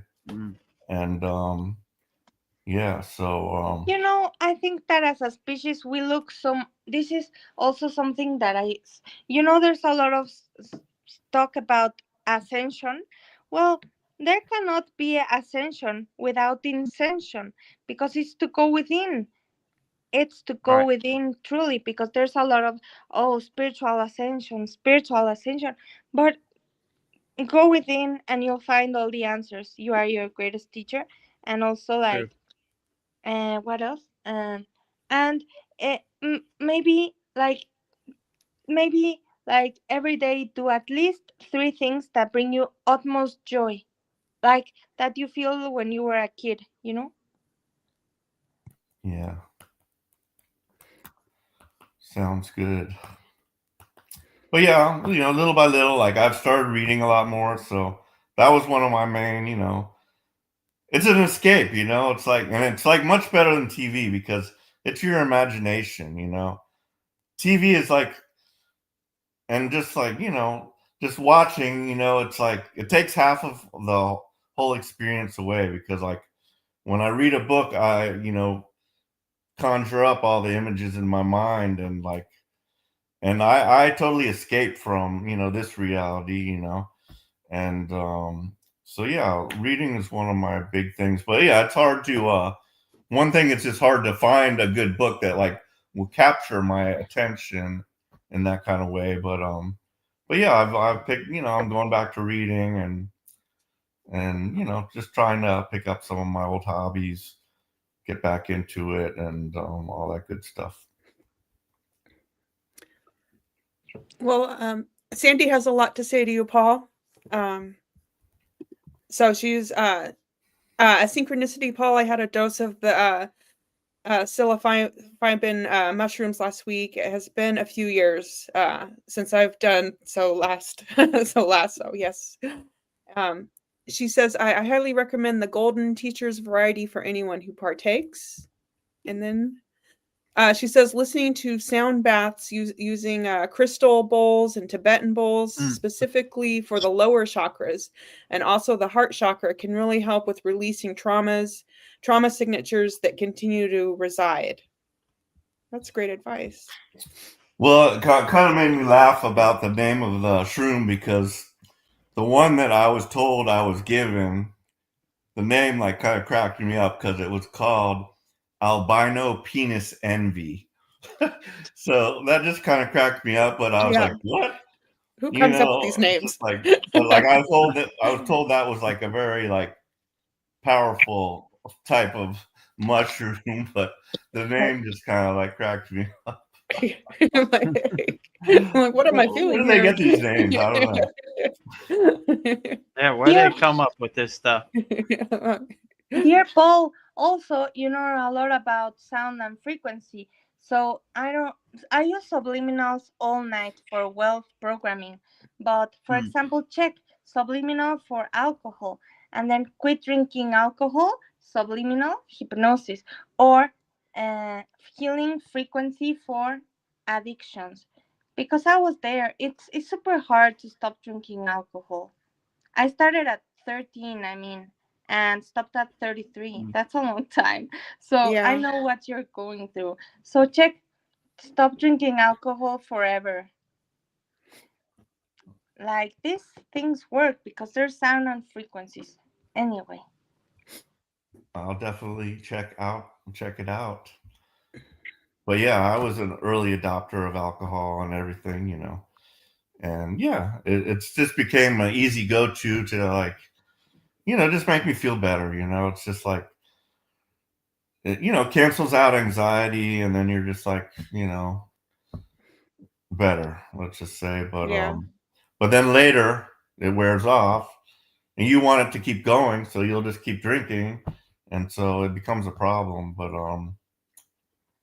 yeah, moderation, like, that's the balance. It's the whole thing. Like, even if I could just like have a couple drinks here and there, I'd be acceptable with that. But yeah, once it's become like a compulsion that I like feel I need to always do, then that's a problem. So yeah, but Yeah, I'm I'm sending working on it. I'm sending you so many videos. I found one that says Joe Dispenza how to reprogram your mind to break any addiction in 9 days. So I'm sending you all information, dear, because I know that it is very, very tough to break because the brain creates neural pathways and it's so hard to break them. So I'm sending you all these videos because it is hell. Drugs and alcohol save you till they don't really. Right. Yeah, and Sandy says that like the singing bowls help with the energetic bodies and has helped myself and many I've worked with. What's that Tesla quote? The medicine of the future is sound, but paraphrasing. Yeah. Yeah, I Sound agree will with help. you. In our full moon and new moon yagna, we have Himalayan singing bowls. We bring it in the beginning, we bring it in the end, we blow the conch. We have bija mantras to vibrate our chakras and open our chakras. So, yeah, I agree with you. The mantra japa is all sound syllables to align yourself with a certain deity or see the deity as a reflection inside you as you. So, yeah, absolutely. Sound is a great healer for sure. Nikola Tesla wants to say something through me. He says, like, for example, the subtle bodies and also the subtle energy bodies. Mm. I have a book here that I'm reading that's called Vibrational Medicine. That is the best book for like healing the human vessel by Dr. Richard Gerber. And it says that we have so many bodies, subtle bodies, etheric body, and that way the solfeggio frequencies, uh, like maybe all night solfeggio frequencies could also help you. Yeah. Nice. Check this. Like this book is wow, but I still don't understand it. It's very complex. But we have so many bodies. We have the mental body, the emotional body, it says here the and so many meridians. And True. so this book is wow, but still haven't finished it. But truly wow because we have check this. Even like meridian points, that the body heals itself and with sound and frequency because Einstein and Nikola Tesla knew that of course sound is the power, and Royal Raymond Rife also, that he was a starseed that also uh, he was working with frequencies. Mm. Nice. I just had a funny thought. Like we go to the doctor to get prescriptions for drugs, but what if we went to the doctor to get prescriptions for music, sound, frequency? And they would just like we'd just go get that and that would heal us. I'm like, I got Yeah, my prescription. yeah. a pres- I, Exactly. For example, I think that every solfeggio tone you have the 174 hertz, the 528, the 396, the 5, and every one of those is for a specific subtle body, yeah. and that's why it's so powerful. Okay, so nice. I've got a kind of deep, and it might be a disturbing question, basically for Anya, because, we have free will. We've got our guides, our angels, our angelic team, as you said, yet you had horrific stuff happen to you. Yeah. And I do not really understand that. In my own free will, I prohibit anything. I don't agree to it. I won't have any of it. And it's, I've had, my life hasn't been great, but nothing to the traumatic event that you've had. But so I don't really understand that unless it's some type of karmic thing, or like, how would we agree to come to this? Plain. Yeah, and Yes, oh, knowing that that's what's going to happen. So yes. Well, what I was shown is that before incarnating, like we choose our primary lessons, and I also thought about what is free will of being, yeah, I won't say the word, but words that are too sensitive for this, or a murder attempt like the one that I was subjected to. And then I was like, how in the world is that possible? Where is the free will? And then I was told that, I mean, if I hadn't go through those experiences, I wouldn't know complete empathy. And what this plane taught me, but I really didn't like it so much, is that hurt people hurt people. So Mm, those people who hurt others, they have been hurt mostly. And also along those lines of how can those horrific things happen, why would the angelic team allow that, and the seraphim council of white light, etc., etc. mm, I think that we souls, we do have contracts. Also the Lord's canon spoke about this, like even when we transcend and leave the body, it's because the higher self is ready. There have been a lot of teachers that say that even um, okay, when people end another one's life, that the higher self really was like, okay, you know. But yeah, I truly do not have the answer for that, because it's really hideous. Like, but also on karma, yeah, I fully agree to that, because in a past life I was playing a bad player. I'll just put it at that. I was part of the structures of control and power. mm, I won't say who I was because there's no point in that. But yes, I abused my power in past lives. And yeah, I think that every incarnation then we like, I don't really know, but Vedagurudev must know more about karma than I do. Like on spiritual teachings of karma and Hinduism. But yes, I think that karma points do compound and collect within this eternal game of beautiful life. So if you told us who you were, would we know who it was? Is it a famous person or I, infamous, I would say? I won't say there's no need for those things. Also, this is really funny, but everything is so funny, and it's my truth. It's what I remember. But in a past life, Nikola Tesla and me, we were lovers in Alexandria, but I was the man. So yeah. mm. Anyway, this is really funny. The game, the life, this is so funny. Yeah, it is.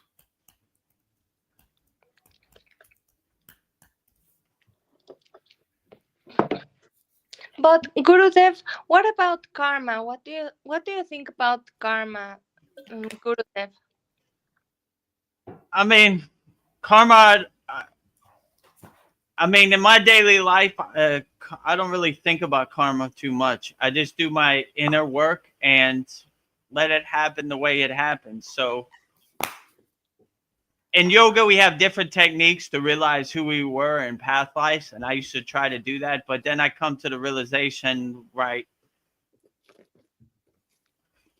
If I do my inner work, then my karma would dissipate itself. So I'm trying to I like to say I have a trash mountain of karma from my past incarnations, right?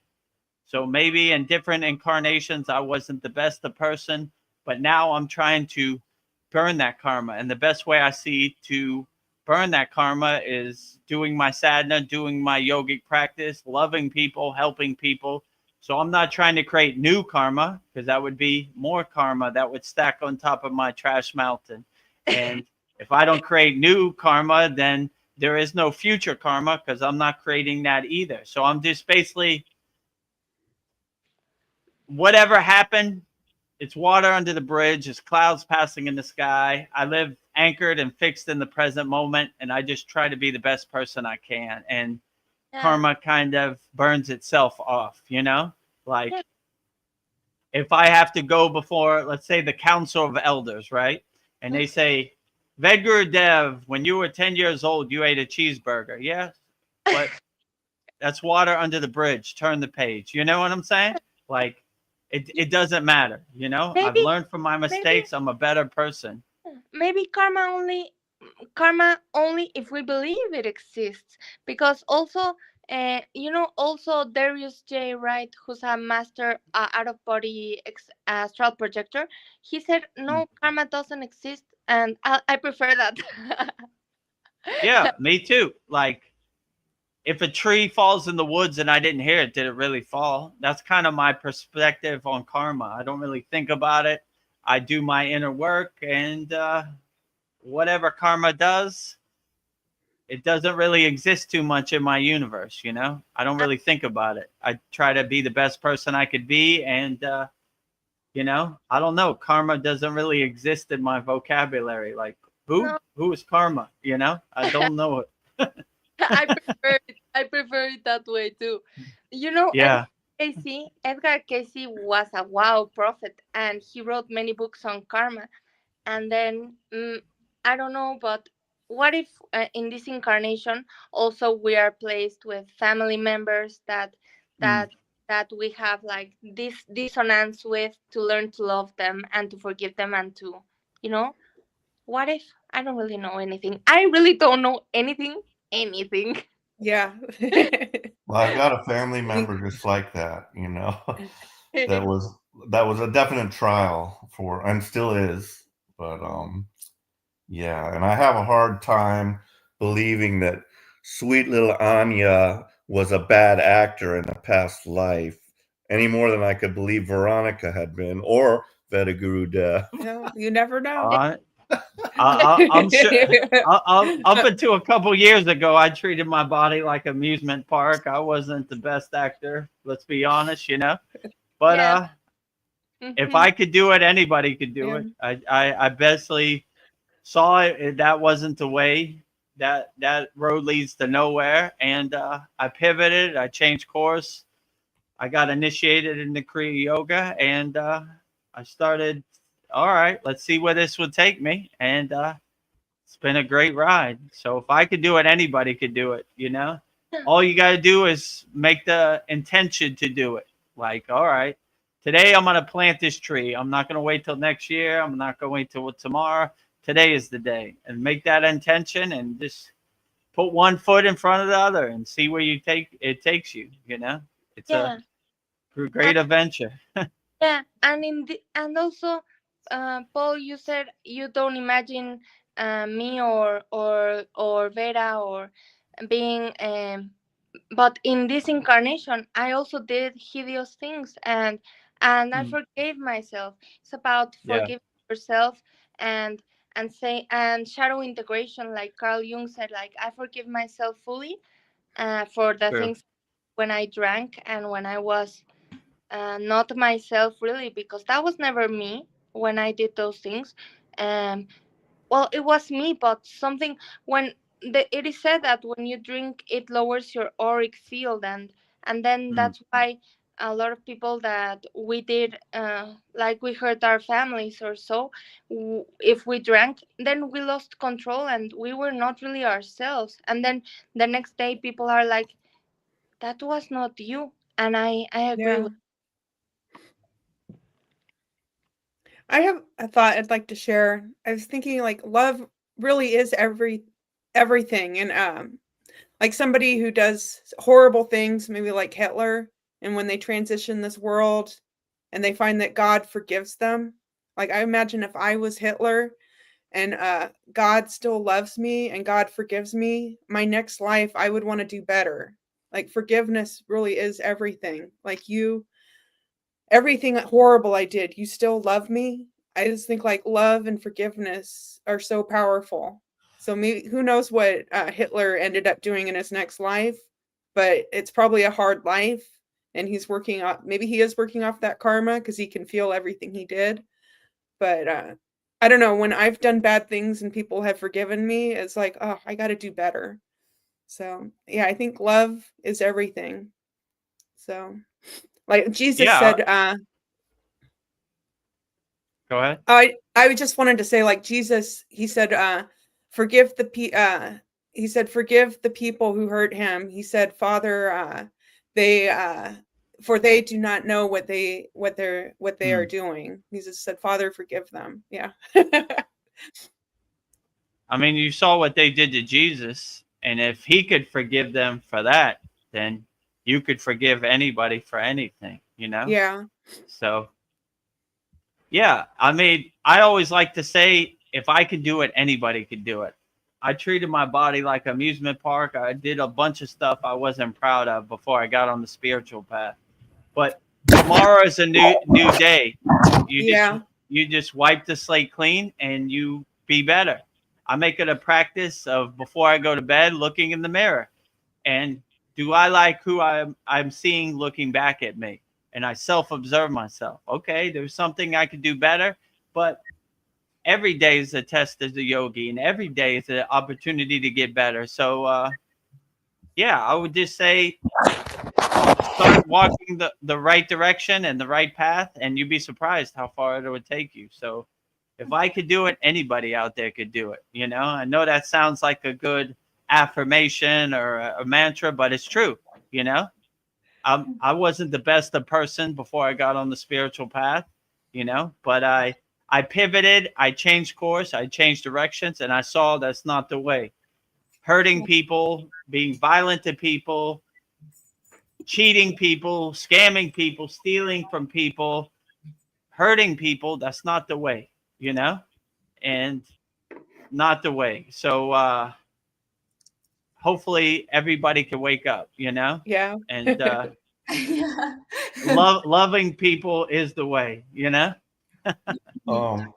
Also about Anya's story about the rock, because that was where she got disconnected from us, but that rock flew Yeah. across the room, hit her in the third eye. I think they told me not to speak so much about those things, that it's so weird, but it is connected exactly when I was sharing the rock and things. So honestly, there's some things that are just a part of a spiritual awakening that maybe you need to also keep. So it wasn't a coincidence. The internet like fell, and then they were. Yeah. So maybe there's some things that are meant to be between you and the divine, like, and your angelic team. So yeah. But it's too late. You spilled it, the hematite rock, so I ordered hematite bracelets because I think there was like a clue there that I need some hematite. Yeah, Some of the magnetic rock. it is very It grounding. should arrive like tomorrow or something. Or it might be in my mailbox right now. I didn't check the mail, but It really is very grounding. It's one of the most ancient grounding stones also. And sorry, I don't want to show my face because I cried today. Every day we try to master ourselves, Yeah. But for example, this one. Nikola Tesla knew that the most protective stone, and he wants to say, is this one, is black tourmaline. This is the most protective stone ever. And also, he knew that this stone, when you hit it, it changes your brain. But I still don't really know how that works. But it has piezoelectric properties. So I still haven't figured that out, but it's very powerful. And yeah, this one. man, I should have got tourmaline. No, you're okay with hematite. You're okay with hematite because you don't really need any rock. Yeah. Florence Koboshin also on her book, she said we put value, and this is like a symbol or a significant of our protection, but we don't even need the rocks if we know we are the source and we are divinely protected. This is just like something we give value to. We don't need the rocks. Yeah. That's true, but I forgot what they call them, but permission slips. Yeah, so these are all permission slips, but I got my mala beads, I got my altar, light my candle, put some aromatherapy under my nose, chant my chants, and yeah, I mean, it just all like kind of helps me like get into that kind of state that I want to be in of just devotion basically. But like as far as God, like I still have many questions and many God is just too mysterious, and like I'm like, does God even want to be worshipped? I don't know what God wants. I Like think I think like Vedagurudev did not like being called a guru, having that. You don't want to be worshipped. You don't want any of us at your feet, trying to touch your feet. So what, does God want that? I don't know. And so like, I just don't know how to please God. I don't know by being what God you, wants or what God is Yeah, or by being anything. you. I think God, we have a very weird misunderstanding of God, but this is just, I don't really know anything truly even. But I think God is consciousness experiencing itself eternally. God dwells in you as you. Uh, Mm. and Neville Goddard, I love him, and he said, "God is your human imagination, and this realm is we are all co-creating it." I love Neville Goddard. He like wow, Neville Goddard, what teachings? I love them because for me, God is consciousness, and as Einstein said, imagine no reality is okay. Reality is an illusion, albeit a very persistent one. And yes, it is a very persistent. And also, Einstein said, imagination is everything. And also, Einstein said, logic will take you from A to B, imagination will take you anywhere. Anything we can imagine, we can create. Great. Can we create a planet filled with empathy, solidarity, compassion, Yes, love, telepathy, and it's done now in this second. that'd be beautiful. Yeah. Yeah.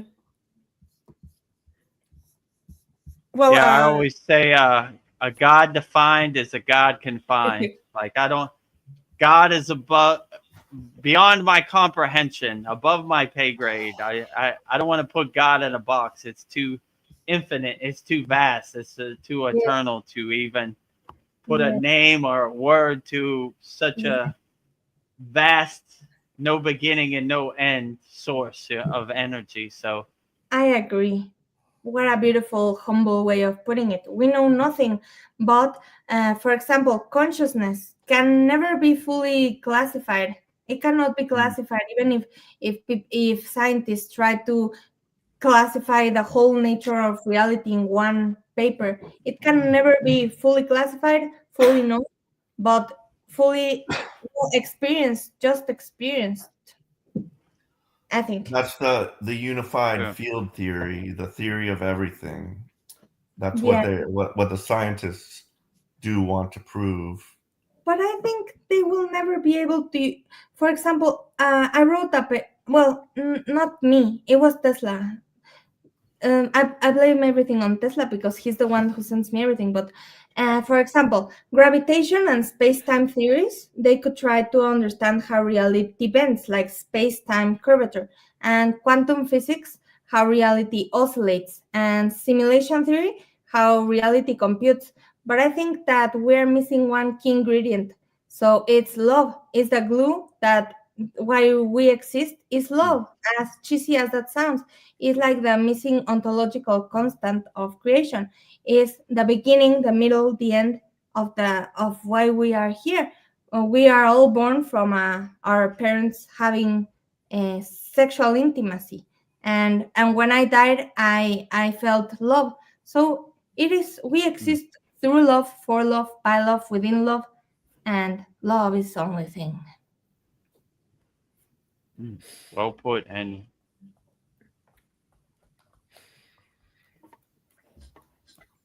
Well, if it's okay, we have somebody new that we haven't been able to get to his comment for a while.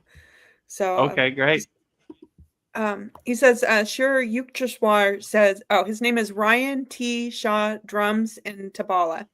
He says that Sri Yukteswar says in the holy science that we are in Dharpara Yuga and headed towards Treta and then Satya. But of course, the cycle then goes back through towards Treta, Dharapahara, and then Kali once again. What are your thoughts? I've got something to say about that, but because I just finished reading this book, and that was the cycle. They say it would, you go from light then back to darkness, and I was like, what? Once I've evolved, I have to go back to darkness? That makes no sense. But I guess that was the way of things. But what I did hear in this book was that this is the last cycle. So many different cycles have ended here, and like this, there's like the main heaven, and then there's 7 heavens around it, and I think it was 7 or 12, I'm not sure, but we're the last one. Like, different universes were created. There was like a universe with all men, a universe with all women, a universe about technology, this universe, that universe, and each one builds upon the former one. And like, this is the last one to create a full cycle and another like circle around the center God particle. And that once this is done, I mean, it's happening right now. So we're not going to have to de-evolve again or anything like that. And that the actual evolution of this planet, this planet is like the key point of our whole universe's evolution. And once we evolve, then this universe, which is now finite, will move into the 7th, being an infinite universe. And a whole new cycle will be begun, building upon all these cycles. So very weird, but I understand what he's saying, because I couldn't understand how, if we've evolved, how will we go back again into the dark? That kind of defeats the purpose in my perspective. But if anybody else has anything to say about that, feel free. But. Yeah, Well, I would say, what's this guy's name? Ryan? Ryan.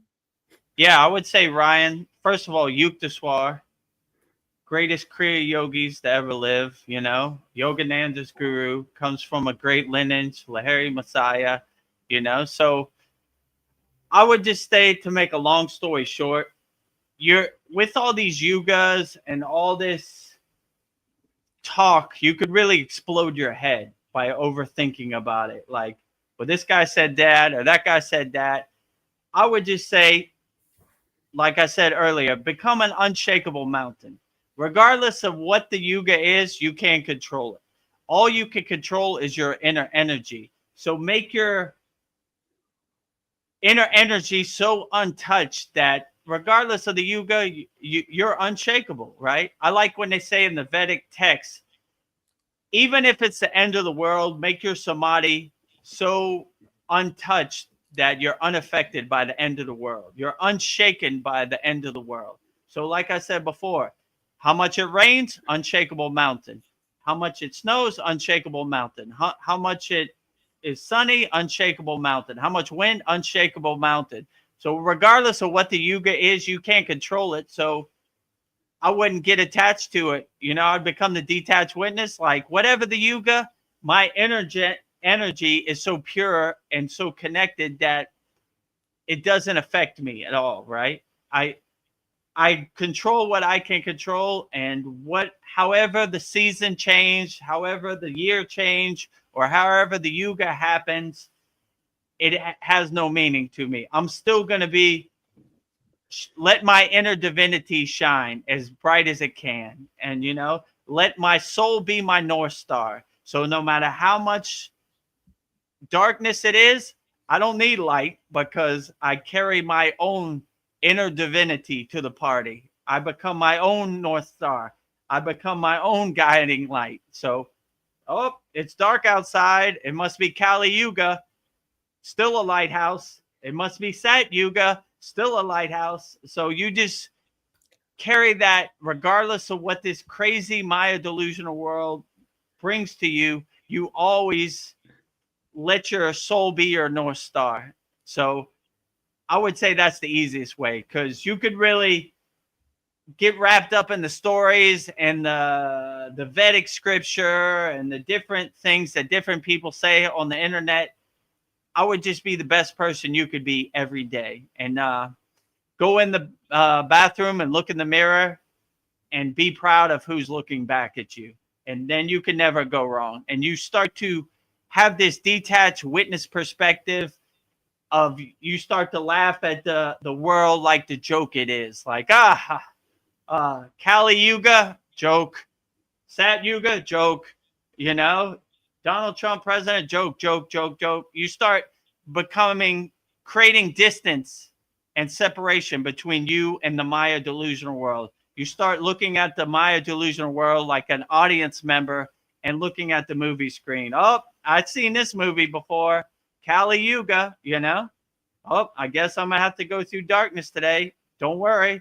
Unshakable mountain, no matter whatever the world throws at me. So whatever this crazy Maya delusional world throws at you, just let your soul be your North Star. And I don't see how you could ever go wrong. So I know there's a lot of information out there, but if you do your inner work and you know thyself and you are self-realized, like Yukteswar, Yogananda, and Lahiri Messiah, the name of their place is Self-Realization Fellowship.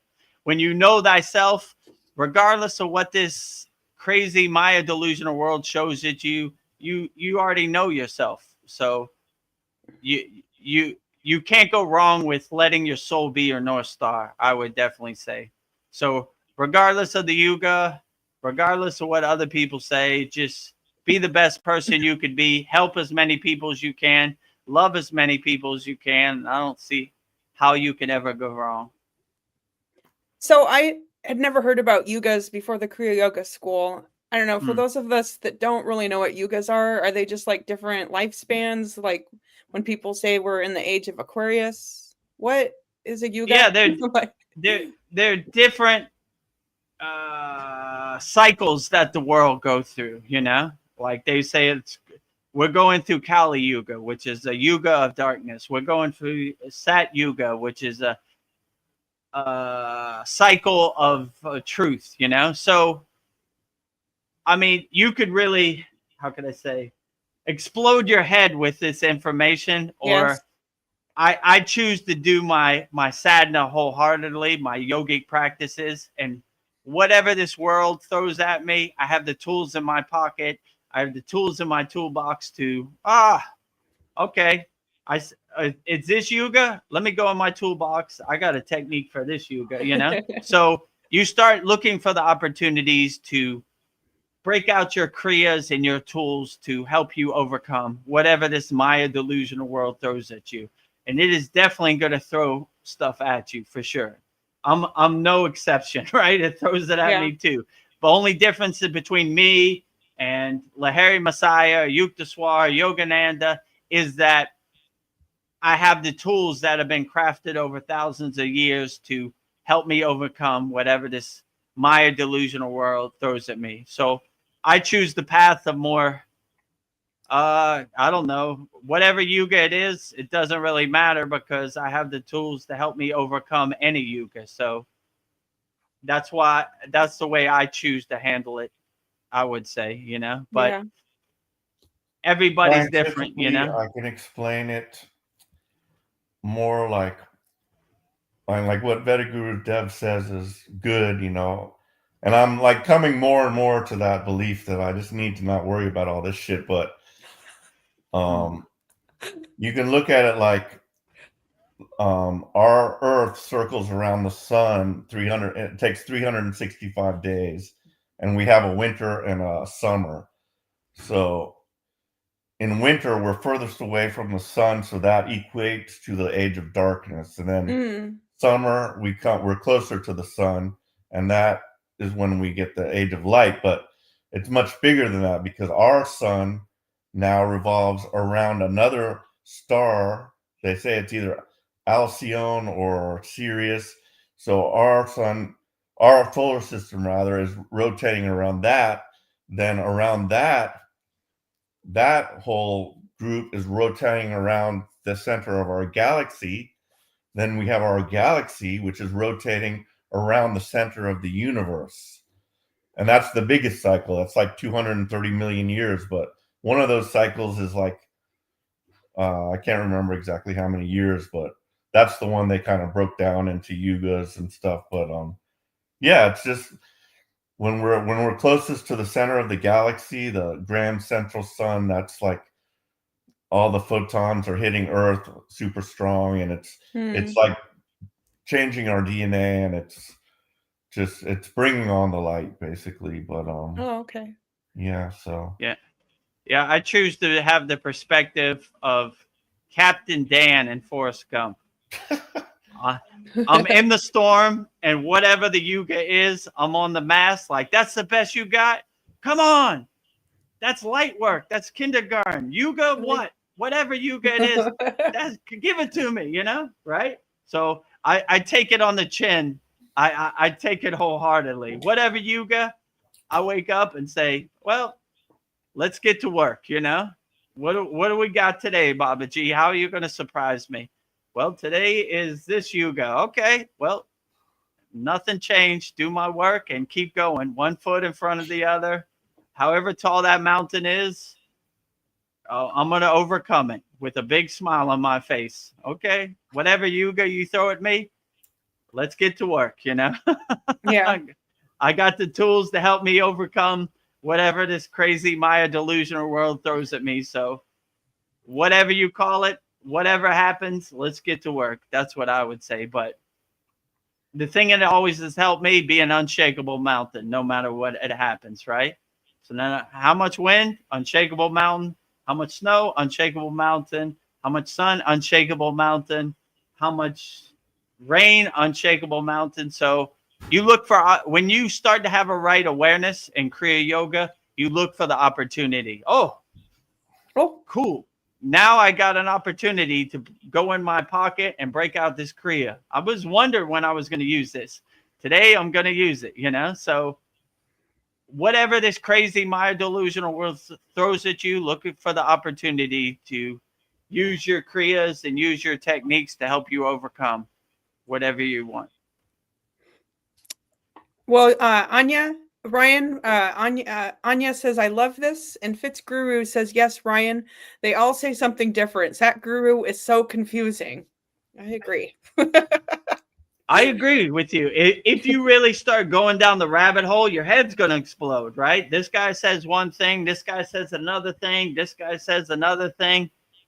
I'm of the perspective of, I am the king of my castle. I am sovereign. I control what I control. And the only thing I control is my inner self, my inner energy. So I'm going to focus on that. And I'm going to just watch the Maya delusional world on the stage of the universe, like pictures on the movie screen, like clouds passing in the sky. Okay, well, today it's Yuga. Doesn't matter. Unshakable mountain. But I agree with you. That's why I have the perspective of, well, who is right? Is Sadhguru right? Or is Yukteswar right? Is this guy right? You could get in your own way and get in your own mind by trying to make too much sense. I always like the perspective. We have 100% battery when we wake up. Why drain your battery on what yuga it is? Control what you can control, and what other people say, or I don't know. How does it affect me in the present moment? So stay anchored in the present moment, control what you can control, and what other people say. If you're an unshakable mountain, it doesn't matter what yuga it is. You're still an unshakable mountain. Yeah. So don't let any of this craziness out here in the Maya delusional world shake your mountain, right? I'm going to throw something else in there to try to shake the mountain. Some more Okay, give it your best shot.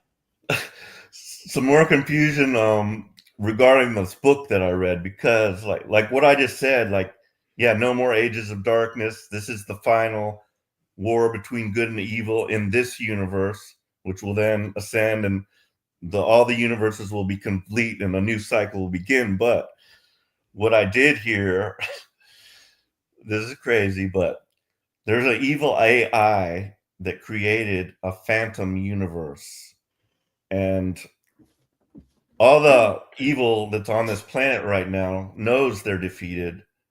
And so some of them have jumped to this AI phantom universe. So they said this is not the end of the battle, but that's like an abomination that we still have to face. But just for fun and to add to the movie that this is, Yeah. thought I'd just put that in there. Because it was in the book. Have to include it. Yeah. I mean, if other people's story become your story, then you're in their movie. You don't want to be in their movie, No, you know. I don't. But Batman is fighting Superman, and he flies down from here, and then here comes Hawkeye, and woo woo, and here comes I forget his name, whatever, Iron Man and Spider-Man. You know, you start creating your reality. But I like what Ramayana Maharishi said. It doesn't exist in my universe. So when they asked him about World War II, they're fighting in the war. He says, "Not over here. It doesn't exist in my universe." So if a tree falls in the woods and I don't hear it, did it really fall? So that's the way I kind of look at it. You know, people say this Maya delusional world, they try to make it like a comic book, good versus evil, and I don't really have any expectations. I'm just kind of going with the flow. I asked my guru when we went up the Himalayan mountains, "What's your best advice?" You know, I'm not a mountain man. He said, "No expectations." So I don't really have any expectations, so I can't be led in any kind of way, because I try to keep a state of emptiness, right? Like I keep my house clean. So I don't want other people's ghost stories to plant a seed inside me, you know, that a tree sprouts, right? Then I start regurgitating that narrative. Like I just wake up with a smile on my face and let life carry me where it carries me, you know, and enjoy what I can enjoy. And other people's ghost story have no meaning over here. I create my own universe. I go to my happy place. So I don't want their ghost stories to become my ghost stories. So Vedagurudev, what do you think of this? I think life is beautiful and happy, and I enjoy the trees, and the birds are great, and God is great, and everything is great. It doesn't exist in my universe. So my mountain is still unshakable. I've always been an optimist also, so I've always I do have like an optimistic feel, you know, about what's happening, and I do feel everything's going to be great. And I do feel like being star seeds, like we don't really have to, like, our whole mission is just to be here to like spread light, and like just our presence. We literally don't have to do anything more. I mean, you're doing above and beyond the Call of Duty with what you've done here, Vedagurudev, but you also, Veronica, you know, you're a part of this, and above and beyond. But we just really just have to, just our presence like lights up, you know, and increases as we say, a rising tide lifts all boats. So that's all we have to do is just, you know, be our best selves, and all the rest will play itself out as it should in a positive manner, I believe. I agree. Great. How long have we been on here now? Let me rest I my think feet. it's the time for you to do a stretching break. 2.5 Yeah, hours. yeah, about that time, you know. Don't want my birthday legs to give out on me. Well, how Well, old are maybe you now? Huh? How old are 21. you? 21. Or does Right? age even matter? I'm reversing the aging process. No, I turned 53 today. Oh. Oh yeah. Also, I had a guy come into the store today. Also, he was cool. Like we didn't like get into any spiritual stuff, but he was like a photographer, and like he showed me this picture of this old black lady with gray hair and stuff, and he's like, "How old do you think she is?" And I knew it was going to be some preposterous number, but I shot low, and I'm like, "Oh, 85." He's like, "No, 95." No, she was 110 years old. This old Oh, black lady, and she did look, I mean, I could tell she was old, but she looked in her 80s or something, but still going strong at 110 years old. And I was kind of blown away by that. And also our lifespans, like I heard in the old days, like, and I really don't understand why, because we're like literally every 7 years, every cell in your body is replaced. So I don't understand why we're aging. And I don't really, yeah, I mean, I do believe that's by design, and I don't believe it's necessary. And I like, as I've said, like I think yoga is reversing the clock on me, true. and I just felt I'm gonna live a long time, and I'm gonna see a lot of shit, way more than I've already seen. but who knows? But it was cool to see the 110-year-old lady. Wow. Yeah, I That's met a yogi in the Himalayan mountains who was over 100 years old and very active, and he attributed all his success to the shoulder stand pose. He says he does the shoulder stand pose every day. So that inversion, that reverse flow of gravity, he said that's why he lived so long. So I was like, hey, maybe do the shoulder stand pose every day. You can't go wrong. Yeah. I don't doubt it. Well, I've got one more Yuga comment from Zane. He says that Okay, I great. heard from different starseed sources that this is our last Kali Yuga. Anya can confirm it for us. Every Yuga cycle is not the same. Anya left, so maybe she'll come back. Yeah, so I mean, could be, but yeah, like I said, whatever the yuga, make sure you're being the best person you can be, loving as many people as you can, helping as many people as you can, trying to heal as many people as you can, and yeah, everything should be great. So I have that perspective of whatever the yuga is really doesn't matter, because I'm trying to be a nuclear power plant of unconditional love, a radio antenna transmuting the loving signal. So whatever it is, I'm Captain Dan in Kriya Yoga. Come on with it, Yuga. Whatever you got, hit me right on the chin Yeah. with it, That's the Is that best the you best got, you've light got? work. That's the best you've got. You call this a storm? Yeah. This is light work, Light work. right? So that's the way I look at it. Like Yeah. whatever it is, it doesn't matter. I'm overcoming it, and nothing's gonna stop me. So I learned that in the Himalayan mountains. When I told this story before, we went up this very steep mountain, and I was like, "Whoo, we made it!" And all the yogis looked around at me like, and my guru looked at me and said, 20 kilometers that way." Yeah. Like peaks and valleys, he used Yeah. to say, Vedagurudev. We go up one mountain, we come down into the valley. We go up another mountain, come down into the valley.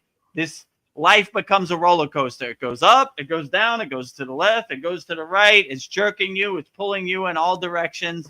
But if you see the pieces on the chessboard, you see the Wizard of Oz behind the curtain, you know what it's going to do. So you're like, that's the best you got. You know, easy work here on this roller coaster. So yeah, so that's kind of the way I see it. Like every day is a test as a yogi. You go up, you go down, peaks and valleys. So whatever the yoga is, we take it on the chin. We put one foot in front of the other, and we just keep going forward, not going backwards. And Darren Carter came on. He says, "Happy birthday, brother. Have a good one." Aw. Thank you, my brother, my UK brother, Darren Carter. I appreciate it. Thank you for the birthday wishes.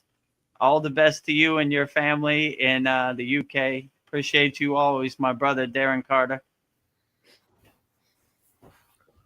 I hope I'm saying this right. Dreamtooth CS says, developing Anu Bhava, the faith you place in yourself.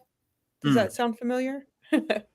Yeah, so bhava is feeling, right? So the inner feeling that you place on yourself. So if you know thyself and you're self-realized and you have the feeling that you know thyself, then no one can tell you who you're not. So if someone tries to tell you something, you have your shield up. You know thyself. You're self-realized. So anybody telling you who you are, you laugh at them like the joke they are, because no way they can know how you feel inside you as you. So if you have that inner divinity feeling, that bhava feeling, that divine feeling, then everything starts to become a joke to you, you know? Let me tell you a story about you. Yeah, sure. You know, there's no way you can know how I feel inside myself. I don't want your projections to become my projections of myself. I don't want your ghost story to become my ghost story, your narrative to become my ghost story. So you have that aura, that shield up. No matter what people say, you're like, yeah, sure. You know? Oh, I think we lost Veronica. Did we? It appears that way. Okay. Oh, she's coming back. I don't know what happened here. I'm here. I blew you away with my inner bhava speech. It was impressive. Thank you. Bow. Mic drop. You know? Inner bhava. All right. End transmission now. Yeah. Like Anya in our last Soul Talks, right? Yeah. End transmission. Enough said. There's a lot of buffa. Oh, My so many painting comments. should be here Friday also. I did get a message that it shipped, so I'm excited about getting my painting. I have to find a nice spot on my wall for it. My walls are pretty full right now, but I will find probably over near my where I have my altar and stuff. I think that's a good place for it. So I can't wait to show it to you guys. Yeah. Nice. Yeah. Show it to us when on our Saturday's class if you get it. Which painting did you get? The Shiva Shakti one. Oh, yeah, that's a beautiful one. Yeah. The divine union between Shiva and Shakti. Yeah, I like that one too. I have that on my well, I have all the certificates, all 6 of them, but that one really stands out to me. I like that one and the Ganesh one, you know. But I like them all actually, you know. So it's like choosing which child is your favorite. I like them all equally. Yeah. I live in equanimity. That makes me happy. I don't know. I get sentimental about my artwork. I'm like, is it going to a good home? like they're my babies. It is. Oh, thank you. Anya isn't here, but she has a comment on YouTube. She says that yes, I was told that this is our sovereign master incarnation. I hope it is. Yeah, so if this is our sovereign master incarnation, go as far as you can. Help as many people as you can. Like I always say, and I was looking for the opportunity on this, have a Santa Claus list of people you helped. Cue the sound effect, Veronica.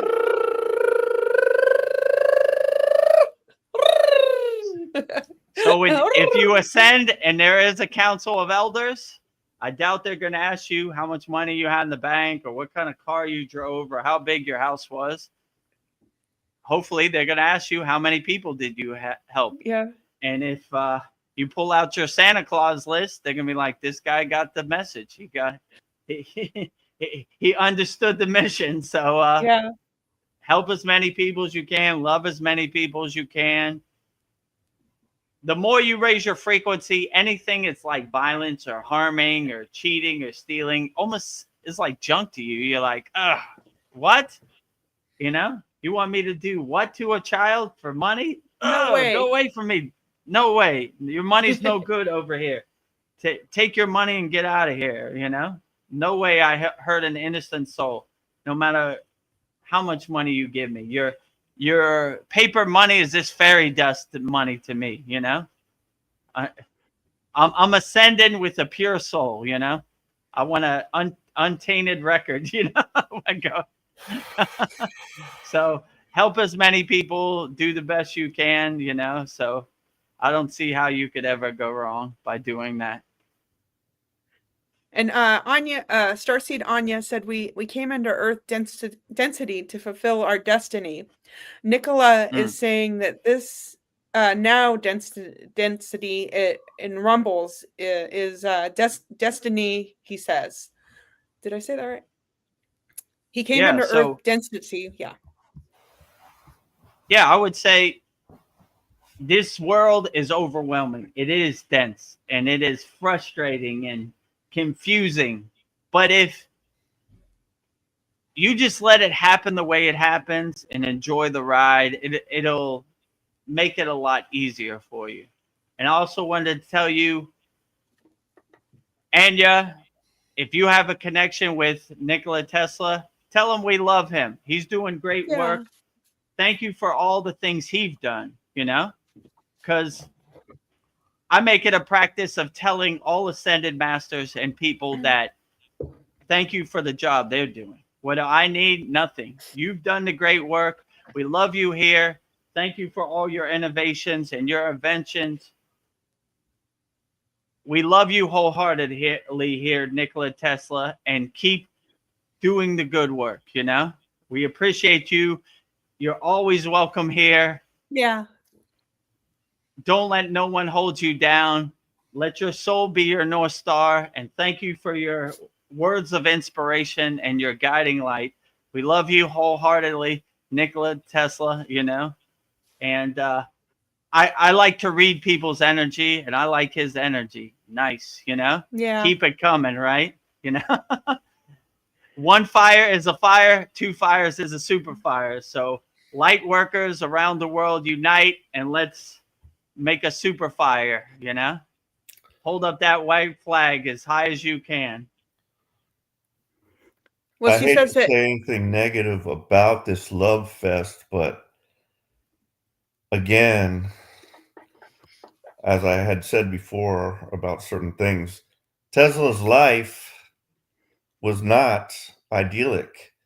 No. He came here to give us free energy and all this good stuff, and yet he ended up dying, an old man alone in a hotel room with just his pigeons as his friends, and they stole all his stuff. So it's just like, I still like, you know,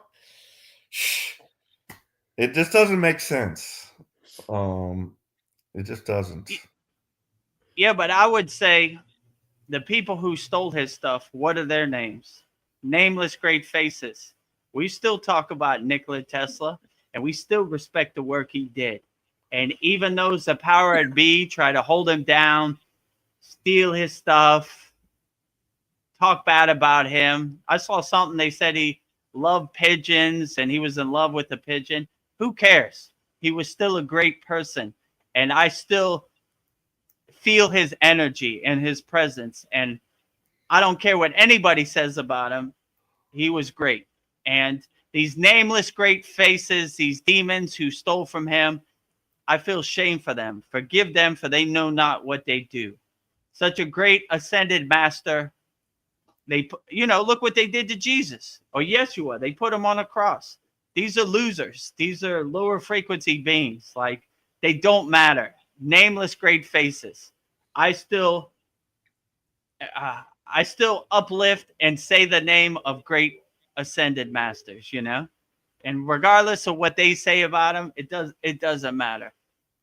When I feel his energy, it feels pure, it feels great, it feels loving, and you know, I don't want their story to become my story. I look past people's true form, physical form, and into their energetic form. And this person who is going to give free energy to the world, what a great person. Thank you. You know, even though they stopped you short and they try to suppress you and make fake stories about you or whatever, doesn't matter. I see past all that, and you're a great person, Nikola Tesla. Keep up the good work. Wherever you're at, you're always welcome at our satsang. So Yeah. keep sending the divine messages. And these nameless great faces, I feel shame for them to try to suppress or hold down an ascended master, you know? What a great mission to give free electricity to the whole world, you know? I'm I agree sorry that he that it was. stops you short. I agree with that, you know, but he also did create a death ray, and he created an earthquake machine that could just like it was like the size of the palm of your hand that could like destroy a building, you know. It's just like the duality of this world. And you know, my main point is just like about the free will thing, and I just don't understand it. Like, it's just because I can't understand God and how God works, you know, but and just like, you know, why good people like might still have like not such a great life, but yeah, I guess that's why I just don't have to think too much about that and just do my inner work and just No. not worry about it. But yeah. Well, we're still saying his name. We're not saying other people's names. So, did he make a death ray or not? I don't know. You know, but even if he did, tomorrow's a new day. You could always pivot, change course, and adjust, and see that that's not the way. I like in the Mandalorian with Baby Yoda, they say this is the way. So, yeah, I ate a cheeseburger 10 years ago. I probably did a bunch of stuff I shouldn't have, but I saw that that's not the way. So if he did made a death ray, hopefully he learned from that mistake and said, I don't want to hurt people. I want to uplift people. So instead of making a death ray, I'm going to give free electricity to everybody around the world. I'm going to figure out a way to help people, not hurt people. So Yeah, and I would say that Nikola Tesla, he's not done. He's working through Anya through telepathic messages. That he's true. still continuing his work. Yeah, continue your work on. We have an open signal here, and send your signal through Anya. But Yeah. I always liked it. It always makes me feel good to tell ascended masters and spirit guides and archangels and Kriya yogis and enlightened beings that you're doing the best job. You know, keep up the good work. You know, keep sending those signals. You know, keep sending guidance from above. You know, so we love you over here, wherever you're at, whatever your form. If you're carrying divine energy, loving energy, helping energy, we love you, you know, and we acknowledge you, and we resonate your name, no matter what people say, you know. So, Yeah. regardless of what other people say, if I feel a certain ascended master's energy, I don't believe any of their ghost stories. I see for myself. I feel for myself, you know? Like someone else said, Bava, I feel the energy. Okay. I don't get any of those messages when I feel Nikola Tesla. Maybe he did, maybe he didn't, but tomorrow's a new day, you know? We walk the righteous path. We don't walk the unrighteous path. So I mean, we'll see, but Nikola Tesla, wherever you're at, if you got your ears open, sending loving, unconditional energy to you. Keep up the good work. And all Yes. deities, all ascended masters, all light beings, all archangels, all seraphim, whoever else I'm missing, all the credit to you. You're doing all the heavy lifting. I'm doing nothing. I'm just saying a few words on my birthday on the live stream. Also, Sandy says, that's amazing, Anya. Another synchronicity. Tesla is actually who I'm planning on inviting for a chat soon. So, Nice. yeah, he will live on Yeah, through Sandy, too. invoke Tesla, channel Tesla, and let us know what he says to you, Sandy. Absolutely. Yeah. Very, very interesting. Yeah. I would like to know. Yeah, Sandy says, I can't wait to meet him now. Inquiring Yeah. minds want Yeah. to know what Tesla has to say. Tell him Vedagurudev, Paul, Veronica, everybody loves him, you know? Yes. He'll be more open to sharing. Yeah. I don't know. This is a fun quote. Anybody remember the song Kama Kama Chameleon? That 80s music was amazing. Yeah. Carry on. Culture Club. Yeah. What's the Boy George, right? Yeah. Chameleon. Yeah, Boy George, right? Culture Club. That was the name of the band. Yeah. That I'm showing my age on my birthday, right? If I remember Culture Club in the early 80s, then I'm dating myself. I don't know. Dream Tooth says that Sandy, the lyrics go, "Lovin' was easy when your colors were like my dream, red, gold, and green," referring to the Rastafarian movement. Oh, nice. That's yeah. sweet. I'll have to check that out again. Who knew Boy George was sending subliminal messages in the early 80s, right? Yeah. What were the colors he said? Red. Oh, Red. red, gold, and green. Red root chakra, gold crown chakra, green heart chakra. Yeah. Nice. And covering the whole thing. The root chakra, the root, the heart, and the crown, right? Yes. All the main bridges, you know, in your chakra system. Teeny Topata says, I am eating a pico de gallo salad on your birthday. This is so special. Jai Gurudev. Nice. Jai Gurudev. Okay, great. Enjoy your, what was it called again? Pico de gallo. His pico de gallo salad. Pico de gallo. Where's that from? Mexico? It's a salsa. Oh, salsa. It has like fish and like onions, tomato, and I've had it many a time. It's a Latin thing, and it's very delicious. Right. Nice. Enjoy your pico de gallo on my birthday. Well, Anya Starseed, I didn't even see this comment, said that Narari Warweed said, don't pay attention to the world ending. It has ended for me many times and began again in the morning. Yes. Yeah, true. That is a real yogic perspective. You know, the world begins when I wake up, and when I go to sleep, it is destroyed, and it recreates itself when I wake up. So that's how the cycle, they kind of look at it, right? The world is anew every morning, and the world is destroyed when I go to sleep. So I create my own universe based on that. So yeah, if you have that supreme yogic perspective of this is the cycle and I'm not attached to it, then you're not really affected by it, because you see the pieces on the chessboard and how it really plays out. So yeah. Anya says, well, let me see. She says, stop consuming and start creating. I love that. We need to be creators, not consumers. Yeah, exactly. In our Kriya Yoga Masterclass, we have a very profound class, a meditation where we create our happy place. And when you become the director, the creator of your happy place, you can make it however you want. So yeah, stop making other people's story or consuming other people's story and making that your story. Create your own story. Create your own universe however you want to.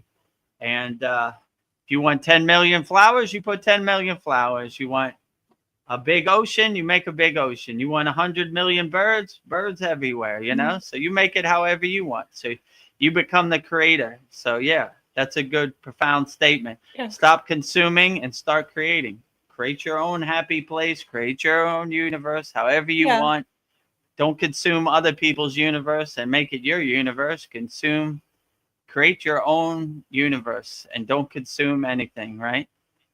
My TV right now is basically a fixture, a picture frame on my wall. I don't want other people's ghost story to become my ghost stories. I don't want other people's form of God to become my form of God, other people's religion to become my religion. I create it however I want it, you know?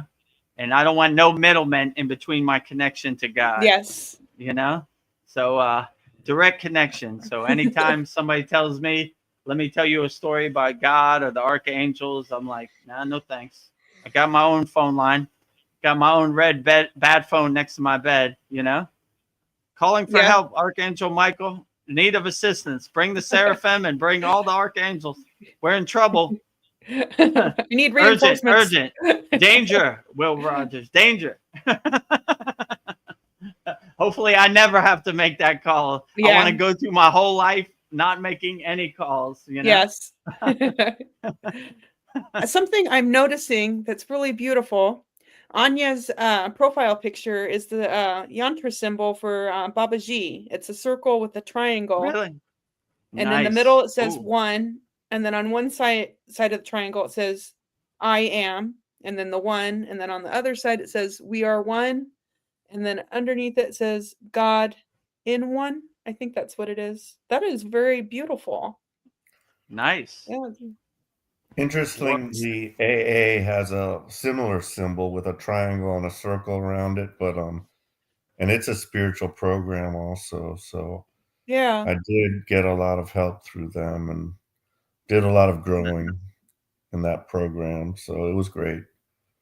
Yeah. Yeah, it's good to see these yantras are powerful, right? You know? Yeah. Babaji is everywhere. Babaji is everywhere and everything. Yeah. Oh, Mariana's here. She says, "Dear Vedagurudev, happy birthday. Much love and respect." She says, "Thank you for everything you do for us and the school. You look great and happy." Thank you for that, Mariana. I appreciate it always, you know. Thank you for all the kind words and the birthday blessings. Greatly appreciated as always. So the pleasure is all mine, you know. Oh, and then oh, hold on. I lost my place. There's so many comments. Oh. Vedagurudev, you have a baby face, as they used to say. Oh, you're looking young. Oh, that's good, you know? Yeah. Oh. Kriya Yoga keeps me young. Best birthday gift of all, right? Yes. Reverse, keep a baby face, right? It's been a long time since I'm a baby, but I'll take it. That's the best gift of baby face. Yeah, and you're looking younger. You're going to 0. Going back to 0, reversing the aging process, going back in time. When I was an innocent child, a nice baby, no attachments, no identifications, no conditioning, just enjoying the sun for the blessing that it is. Oh, Sandy. Sandy says, Vedagurudev, if I were you, I'd pretend to pop the balloons behind you. LOL. My inner child is always ready to play. What are your thoughts on us befriending our inner child as part of the path? Oh. Yeah, absolutely. Yeah. You should always bring your inner child, your pure soul to the forefront and bring all the conditioning, the identifications to the background. Let your inner child be your guiding light, your North Star. So I would definitely say that's a great practice. In our Kriya Yoga school, after every class, we say 0, 0, 0, which is a reminder, go back to 0. My guru said, one day he said, Vedagurudev, you're a master of distraction. I was like, how do you mean, Baba? It's like your whole life you've been hoarding and collecting all these things that have no meaning. Throw them away. Go back to 0 when you were innocent, pure soul child playing in the sun, enjoying life. That's what you should go back to. So he will walk past me when I'm doing my sadhana and go 0, 0, 0, just a reminder. Go back to being an innocent child. In the Kriya Yoga tradition or the Vedic text, they call it bola, which means innocent, right? So when you see Lord Krishna as a baby, they call that bola, which means like innocent Krishna or innocent Shiva, all right? So I always like that childlike image of different deities, like playing, enjoying, playing the flute, enjoying themselves, having a good time. Yeah. So I even look at Babaji as like a young adult or young teenager, Yes, very playful. playful child, I like that innocent spirit. So I would agree. Bring your innocent child essence to the forefront and bring your older adult self to the background, no need, right? All this conditioning and identification and things you collected along the way, no need. Throw those rocks out your backpack, right? Yeah. Be an innocent child. No baggage. Traveling light on the spiritual path. Well, I think Nikola Tesla is just going to join us every Satsang now. But Sandy says, I am loving the Tesla energy, Anya. Thank you for connecting to him. He's truly a beautiful soul. Yeah, I agree. That's what I'm getting also from the astral plane or wherever it's coming from. Like, I love his energy, and he's always welcome in our soul family, and we're transmuting loving energy to him, because sometimes being ascended master, people ask for a lot of things but don't give you credit. So I like to thank all the deities and everybody for the job they're doing. They're doing all the heavy lifting. So thank you for the job you're doing. So the best birthday gift ever, all the deities showing up to work today. It's the greatest, right? The sun came up, all the deities are in attendance, outstanding. So we always got a seat for Nikola Tesla and all ascended masters, wherever you're at. If you got your ears open, you're always welcome. We always got space for you, My bed is your bed. You could sit on my meditation cushion, whatever. You're always welcome. My door is always open. Zain Ahmad says, forgive them, for they do not know what they're doing. Yeah, I keep saying that in my head too. Yeah, I like that one too. And whenever this Maya delusional world gets heavy and dense and overwhelming, I always repeat that affirmation or that mantra in my mind. Forgive them, for they know not what they do. Look what they did to our brother Yeshua, Jesus, put him up on a cross. And that's what he said. Forgive them, for they know not what they do. So if you have that perspective of the Maya delusional world, it makes it less overwhelming and less harsh, Forgive them for what they do, Jesus is trying to help people and they do this to him. Losers. Losers. I know, Losers. forgiveness is... Forgive you. Learn from your mistakes. Yeah, forgiveness is so powerful. Like, Jesus could forgive you. We can forgive anything. Right. So if you have that forgiveness in your pocket, then it'll help you overcome a lot. Like, they not know what they do. They're lost in the sauce. Their ship's lost at sea, whatever, I forgive you, but tomorrow's a new day. Be better. Yeah. Wipe the slate clean. This harm, this anger, this Violence doesn't serve you, you know? Throw down your black flag and hold up the white flag. Yes. Light workers unite, you know? Light. Oh, I like that. Light workers unite. Walking in solidarity. Walking in solidarity, right? Sandy says, yeah, exactly. I was going to connect with him. I'm thinking Tesla this week for the first time. Awesome. I'm in gratitude. Ooh, whoa. Outstanding. I think she just connected with him. He just Mm. told me that he preferred living alone and with animals versus people. He cared about humanity, but from afar, like me, lol. Wow. That wouldn't surprise me. There are a lot of sitas or high-level yogis who, there's one called Agastya, and he was one of the 7 rishis from Shiva. They called him Shiva's policeman, and he chose to only travel with animals. So as the story goes, Bhoganantar initiated Babaji in the practice of Kriya Kundalini Pranayama in Katagarma, Sri Lanka, the same place where I was initiated into Kriya Yoga. After he has run his course with Bhoganantar, he said, go see Agastya. He went to the temple where Agastya was known to go, but no Agastya. So he says he was going to fast till Agastya showed his face. So 24 hours a day, he said Agastya's mantra, invoking Agastya, no Agastya.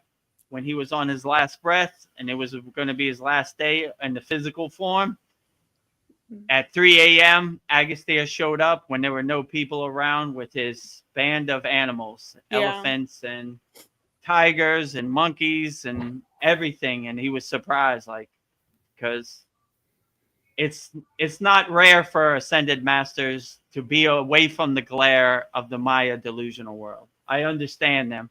I want to go away from the Maya delusional glare of the world also. So it's okay to be alone. Silence is the best teacher, as my guru always used to say. So I really respect yogis. They call them Mona. Mona means silence. So they're silence yogis. They don't ever talk. They took a vow of silence, right? Till they choose to come out of it, or maybe never. So I always respected the Mona yogis because they had the higher truth, because they were not distracted by the external Maya delusional world or the physical sounds that come out their mouth. They went inside them as them, and they found out the higher truth by living in a state of silence. So I think it's great that Nikola Tesla was alone by himself. He probably got some great insights and divine signals when he wasn't distracted by the glare of the Maya delusional world. So if you love animals, Nikola Tesla, we love you too. You know, if you were in silence and you were alone, I understand completely, because I have took a vow of Mona many times, and that's when I got some profound insights. So being alone, loving animals, all beautiful blessings. So we look at it as beautiful. And who cares what the Maya delusional world thinks? Forgive them, for they know not what they say. I would like to not what they invoke do. the Demon Slayer's mantra. Om Klim Vung Param Guru Agastya Tamo Amel Potri Potri. Was that it? Oh, yeah, that is. Or did I miss something? No, I think you that got was it. Yeah. Yeah, so that was it. Invoking Agastya. And they call him the demon slayer, because when Shiva got married to Parvati in the north of India, they sent Agastya to Tamil Nadu in the south of India to tame the demons. And that's what he did. So anytime you have bad dreams or bad thoughts, say Agastya's mantra, and he'll gladly eat your demons. Yeah. It's a tasty dish. It's a nice birthday cake for Agastya. Send him your demons. So anytime you have a bad dream or a bad thought or something bad's happening to you, you feel negative energy, invoke Agastya and let him eat your demons. Tasty Yeah. dish for Agastya. Yeah, Agastyr's like, I could eat. Take me to them. I Take could me to eat these bad guys. a buffet of demons, right? Down the hatch. Yeah, he's a demon hunter. Thank you, Agastyr. Darren Carter says, good session, guys. It is. This is very profound. Yeah, this was a great Yeah. birthday satsang. Very profound. Yeah, some great insights, some great things to contemplate. Yeah. A blissed out yogi or yogini. We're all Blissed blissed out out yogis and yoginis always. Zayn Ahmad says, my inner child is also alive. It's my nature. Yes. Yeah, let your inner child shine. Bring it to the forefront. Let it be your guiding light, your North Star. Let it carry you, you know? All this conditioning and all this baggage we're holding on to, throw it away. No longer serve you. Travel light, my friend, you know? Let your inner Yeah. child enjoy the sun. Let it shine. Be happy, you know? Everybody's coming out to wish you a happy birthday, Vedagurudev. Practice Being is Outstanding. here. He says, Oh, happy outstanding. birthday, Vedagurudev. Thank you for your birthday well wishes. Practice Bring, my brother. Glad to have you here. You know, always a blessing, you know. Thank Yeah. you for everything you do. And thank you for letting us use your platform to live stream also. It's a true blessing to help and reach more people. Yeah, that's very kind of you. So thank you. Oh, Mariana says we steam cleaned carpets at one private Buddhist place. I think they were Tibetan monks, but only the old lady was home. The only thing I don't like, they all shave their heads, including women. I saw a bunch of spiritual books, pictures, prayers, and some objects I am not very familiar with in each dorm room. It was interesting. The lady was very nice as well. That's a cool story. Yeah, so in Thailand they do that too. Everybody has a rite of passage. I think it's when they're 16. They shave their eyebrows. They shave all the head, all the hair off their head, all hair off the body. I guess, you know. So yeah. So I guess it's a way to spiritually cleanse themselves and let go of their hair. So in the yogic tradition, we don't do that. You see yogis with super long They grow beards it. and long hair. They grow it, right? They let it flow. Yeah, no, So, like a super but bun. in the Buddhist tradition, they do shave their eyebrows. They shave their hair and everything. You know, I'm not sure exactly why they do that, but that's part of their ritual, probably to let go, what no longer serves them. So Yeah. Well, Darren Carter says, "Go on, Paul. I'm proud." He says, "Go on, Paul. I'm proud of you." So we're proud of you, yeah, Paul. Thank yeah, you. we're proud of you, Paul. Keep up I've the got a good few work. mantras under my belt. I'm still working on Gayatri. That'll be my next one that I Oh, have. Gayatri. That's a Gayatri's an beautiful one. outstanding one. Yeah. Yeah.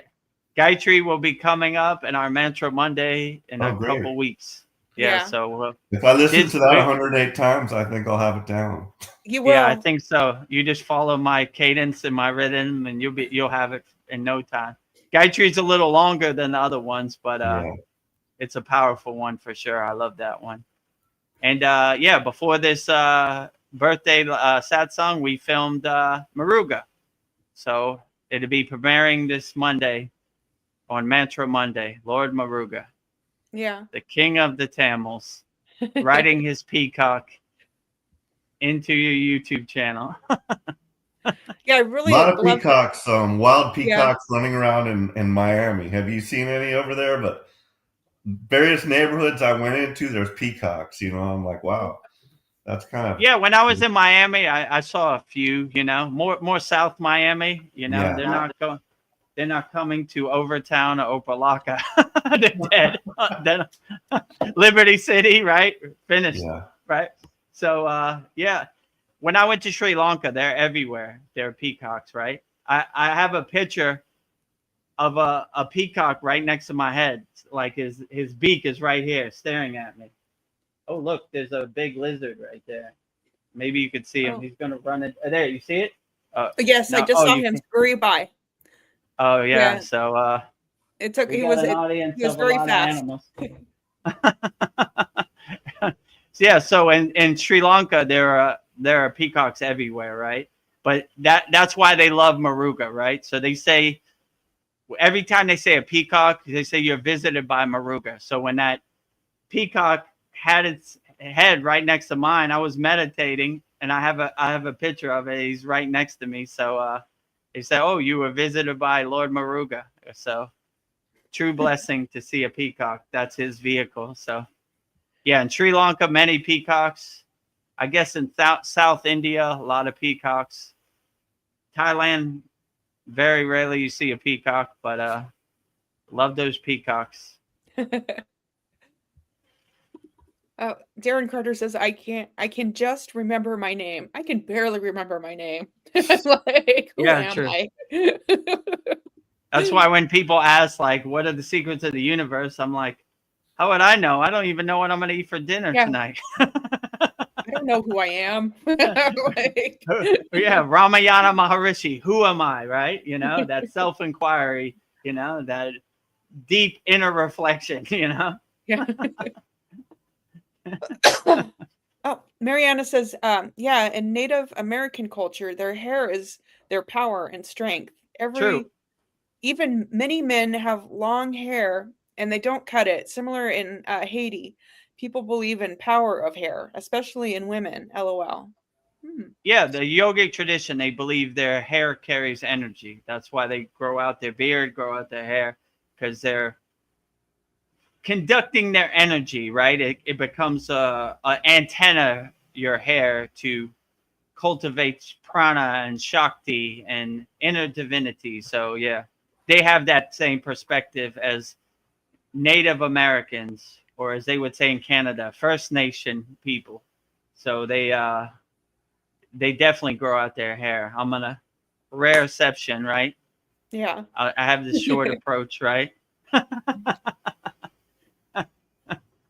But that's not to say one day when I go to my cave, there ain't nobody to cut your hair, so I guess you're forced to grow it out. Yeah. You know, I want the classic version, you know, like my guru, right? Long white beard, long white hair. So when my hair goes all white, I'll make that transition. Our brother Tony's here. Happy birthday! Oh, namaste, I Tony. made Glad it. you I could thought you join guys us. were gonna be gone, but I just got So back. we're still here. Happy birthday! I like the background. Yeah. Thank you, Tony. Sorry to interrupt your conversation. It seemed like you Oh, guys no. were No, it's perfectly fine. We're glad to have you here, you know. nice. Thank you for all the birthday well wishes. Always appreciated, my brother Tony. Thank you. Thank you. Appreciate you too. Hope you're having a great one. Sandy says hi Yeah. to you, Tony. Hi, Sandy.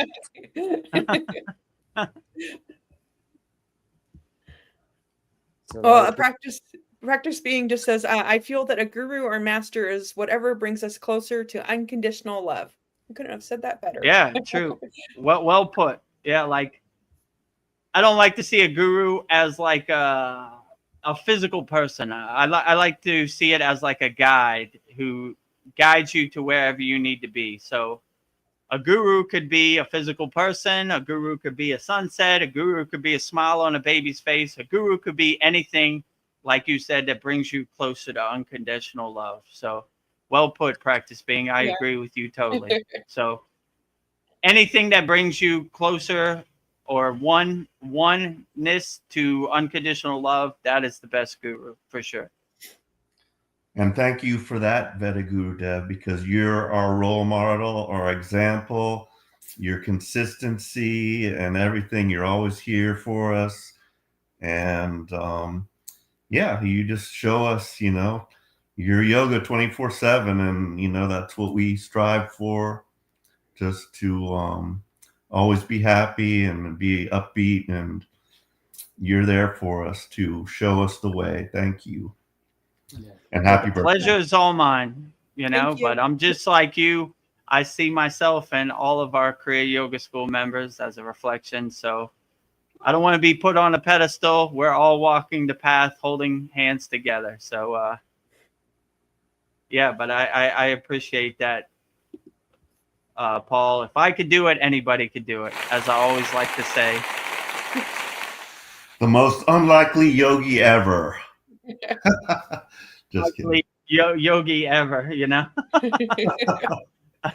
If I could do it, anybody could do it. All I did was do my inner work and, you know, integrate these kriyas into my daily life. So if I could do it, anybody could do it. So I wasn't born into no lineage. I have no yogic family. All I did was take the insights that Babaji gave me and try to help as many people as possible.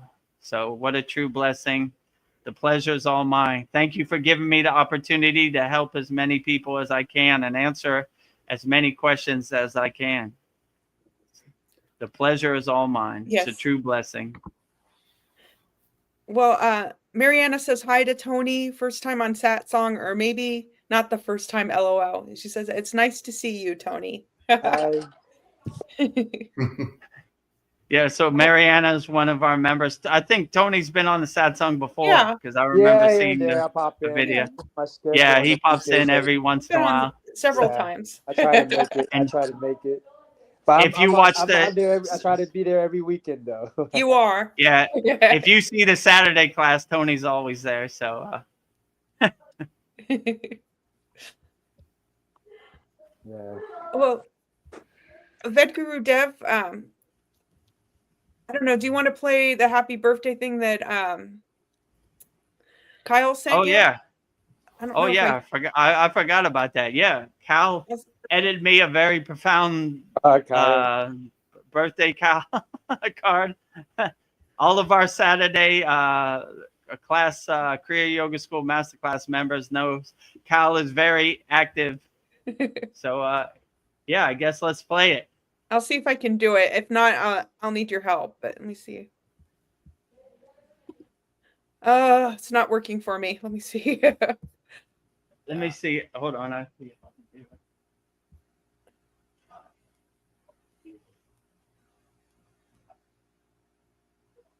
Oh, maybe I have to do it. Yeah, I think you have to do it. Oh, let me try something else. Okay, share screen. Okay, yeah. Can you see the screen? Okay. Happy birthday to you. Happy birthday to you. May good luck go with you.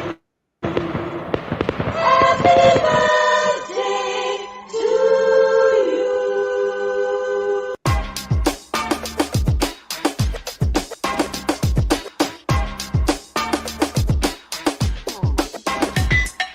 Happy birthday, Guru. Happy, happy birthday. Happy birthday, Guru. Happy birthday.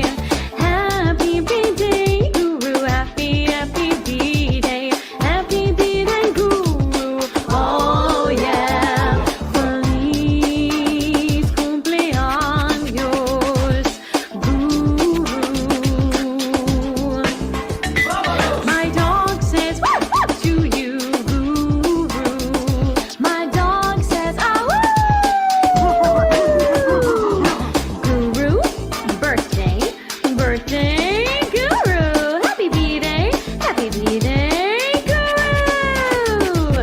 Feliz cumpleaños, Guru. Yeah. OneHappyBirthday.com.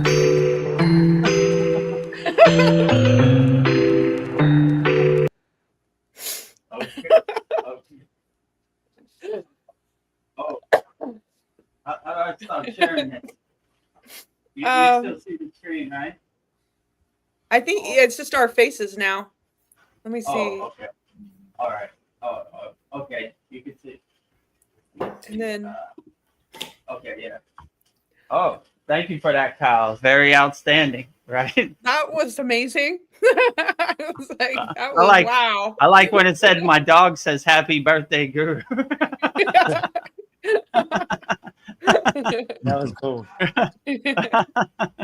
Well, thank you for that, Kyle. We appreciate you always. Yeah, even Sandy said my dog says, "Ah, Guru, love it." Ah. Oh, Mariana says, yes, I watch every Saturday class. I see Sasan and Tony all the time. And look at Kyle. Thank you for that video. So funny. Awesome. Kyle, I love you. Yeah, outstanding. Yeah. As you know, in our Kriya Yoga masterclass in our free Kriya Yoga school, Soul Linder, Kyle posts like 20, 30 videos a day. He's ahead of me, right? He Yes. does way more than me. So thank you, Kyle, for all your profound Kriya Yoga insights and videos that you post. You know, thank you for that birthday video. That was very profound, you know. Maybe Yes. make a post with that and put it in our Kriya Yoga masterclass too.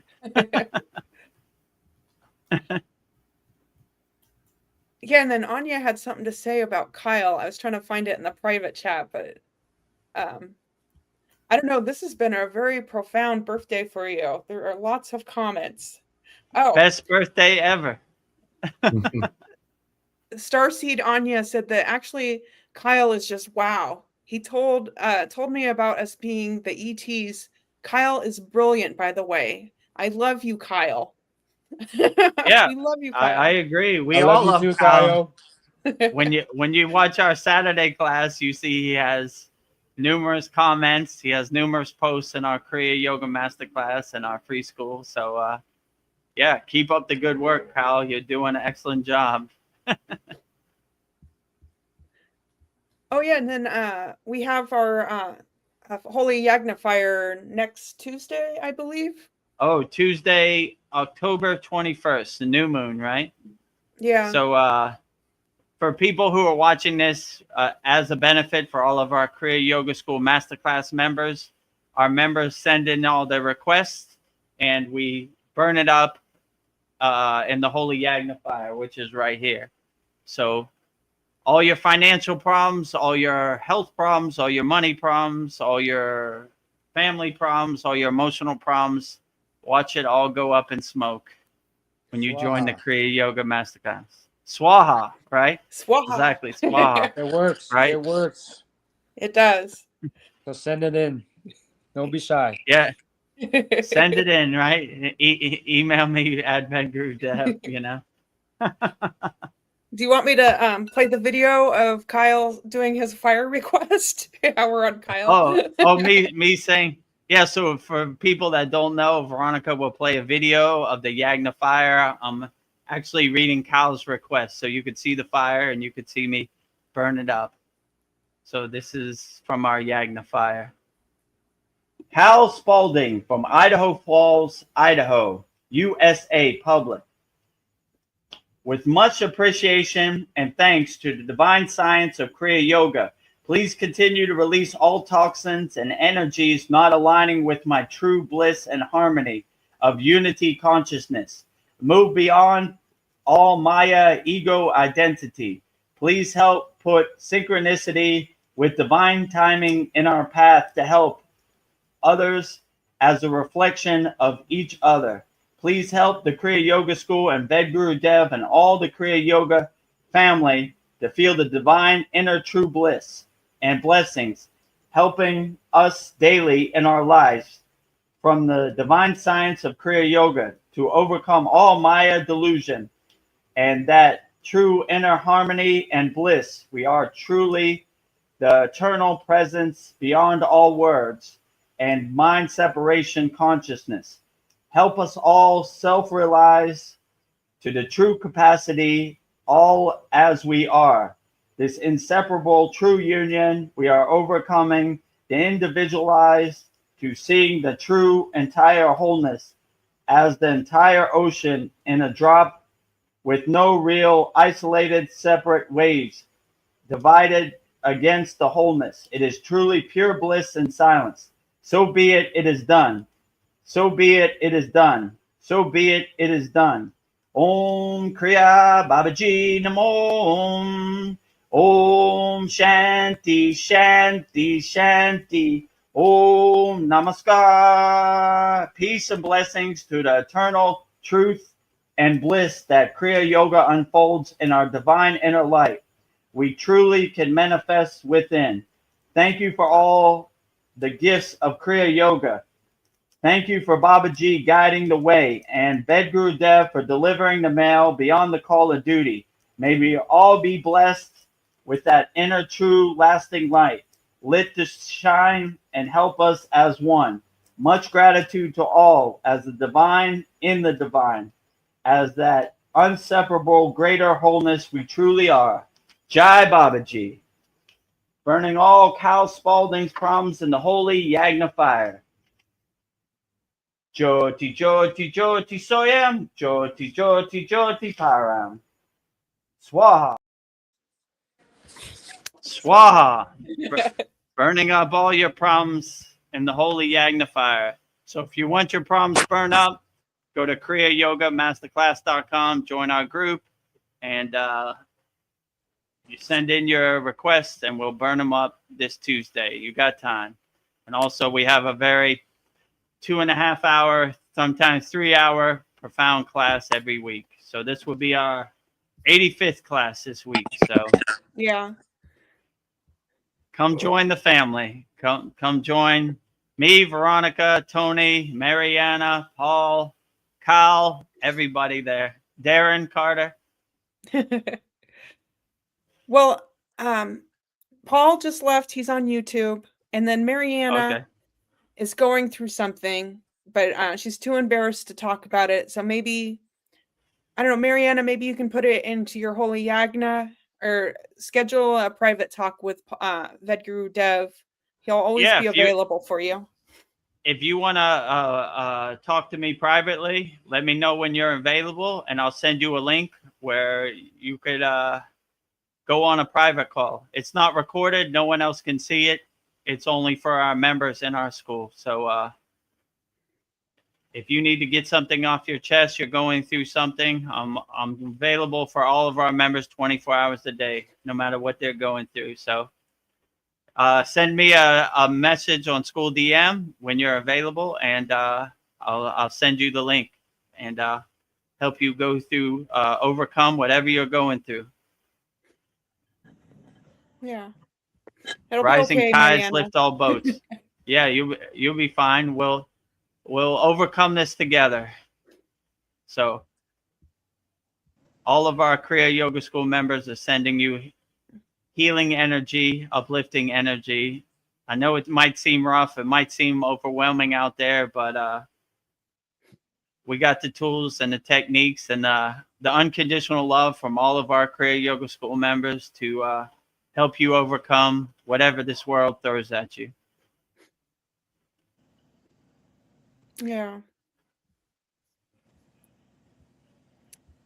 Yeah, I think, I don't know, it's like a discipline to like feel good. It's just like it takes a lot of work.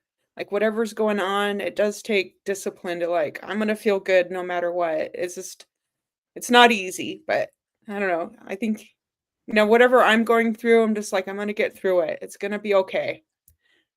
Yeah, And, it takes some practice, yeah. but we're here to help. So whatever you're going through, let's walk this path together, holding hands, and we'll overcome it. If I can But- do it, anybody could do it. So, but I understand this Yeah. Maya delusional world is very dense and very overwhelming and very frustrating, me included, right? It comes for all of us, but when we have the right awareness, we're able to see the pieces on the chessboard, see the Wizard of Oz behind the curtain and realize Yeah. that this doesn't serve us. But I understand from most of us from birth, we've been conditioned to find comfort in fear, find comfort in hoping someone's coming to save you. So it's almost like a foreign concept that you save yourself. You do your own inner work. So yeah, let's get you to that place, Mariana. So I look for the opportunity to help as many people as I can. So if you need some help, let me know. I'm available Yeah. 24 hours a day. Let's overcome this mountain. Let's climb this mountain. It might seem scary from the bottom, but one foot in front of the other, we can overcome anything. Our possibilities are limitless. Yes. I don't know. Our thoughts do cause us a lot of suffering. I think, yeah, it's how we use our thoughts. I don't know. Anya has been talking about that book, The Game of Life and How to Play It. And I was going through my garage and I found it. And I just Nice. opened up to a random page. I'm just going to read a passage. Maybe that will help. I mean, this book was written 100 years ago, so it's kind of a different type of language. The imagination has been called the scissors of the mind, and it is ever cutting day by day the pictures man sees there, and sooner or later he sees his own creation in his outer world. To train the imagination successfully, man must understand the workings of his mind. The Greeks said, "Know thyself." So, I don't know, if you can master your mind, you can master anything. I don't know if that would help. Like, Yeah, very well yeah, put, Veronica. Outstanding. What we go through, we grow through, you know. And I think it's just practice. I think we all yeah, have a community like this to bring it to bring awareness to is a great start, you know. Just you being here is great because this is what we talk about and we're here to support each other, you know. A lot of people don't even know where to start, you know.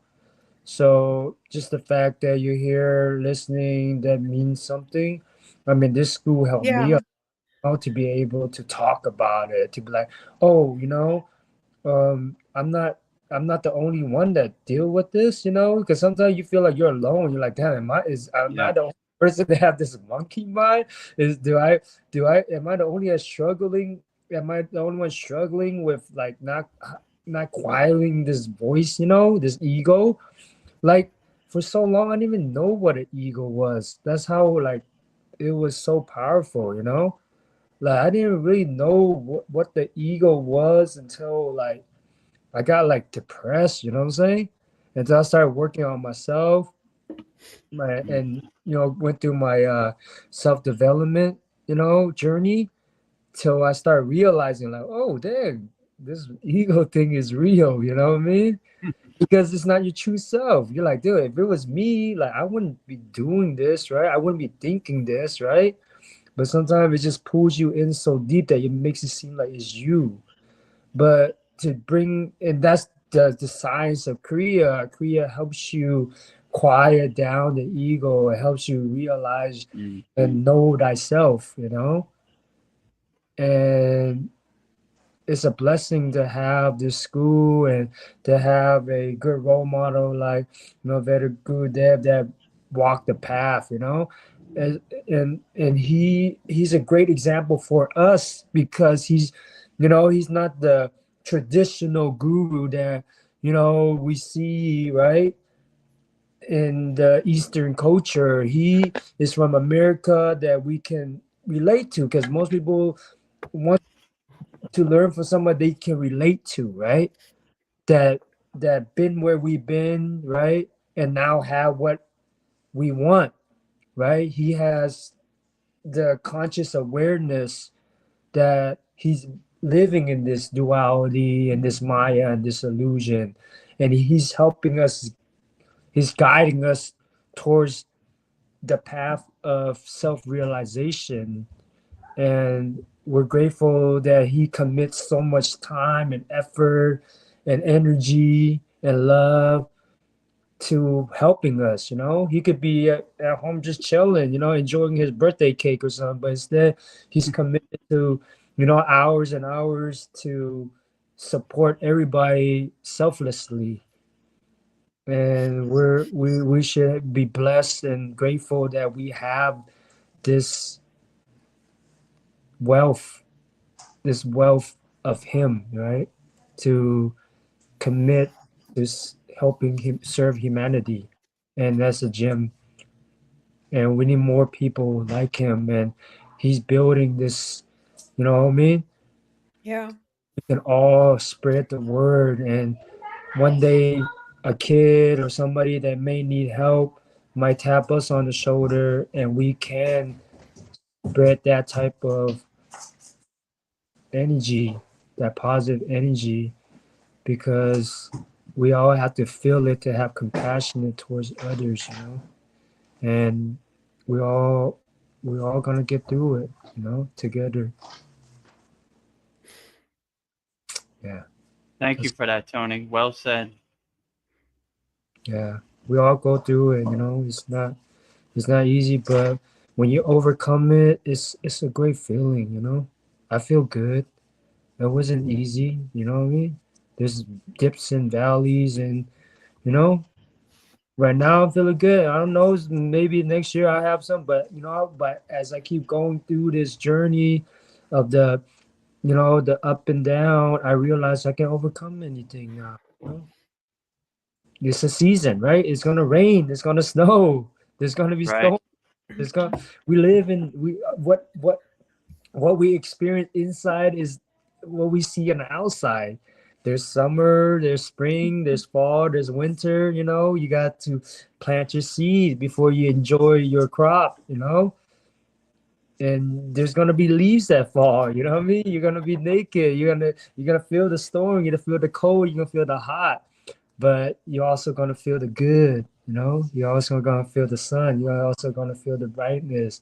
So you just gotta laugh at life and not take it too serious, because it's just a cycle. We're in the cycle.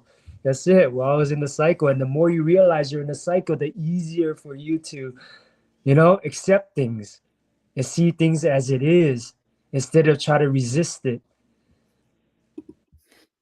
So don't resist and just laugh at it. Why laugh later? Laugh now. You know what I mean? Yeah.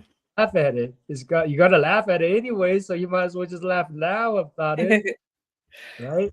And I think that's what the beauty of this school is. Like, you know, we just laugh, you know, but we Yeah. also understand that everybody has that monkey mind. You know, it's inevitable in a sense, right?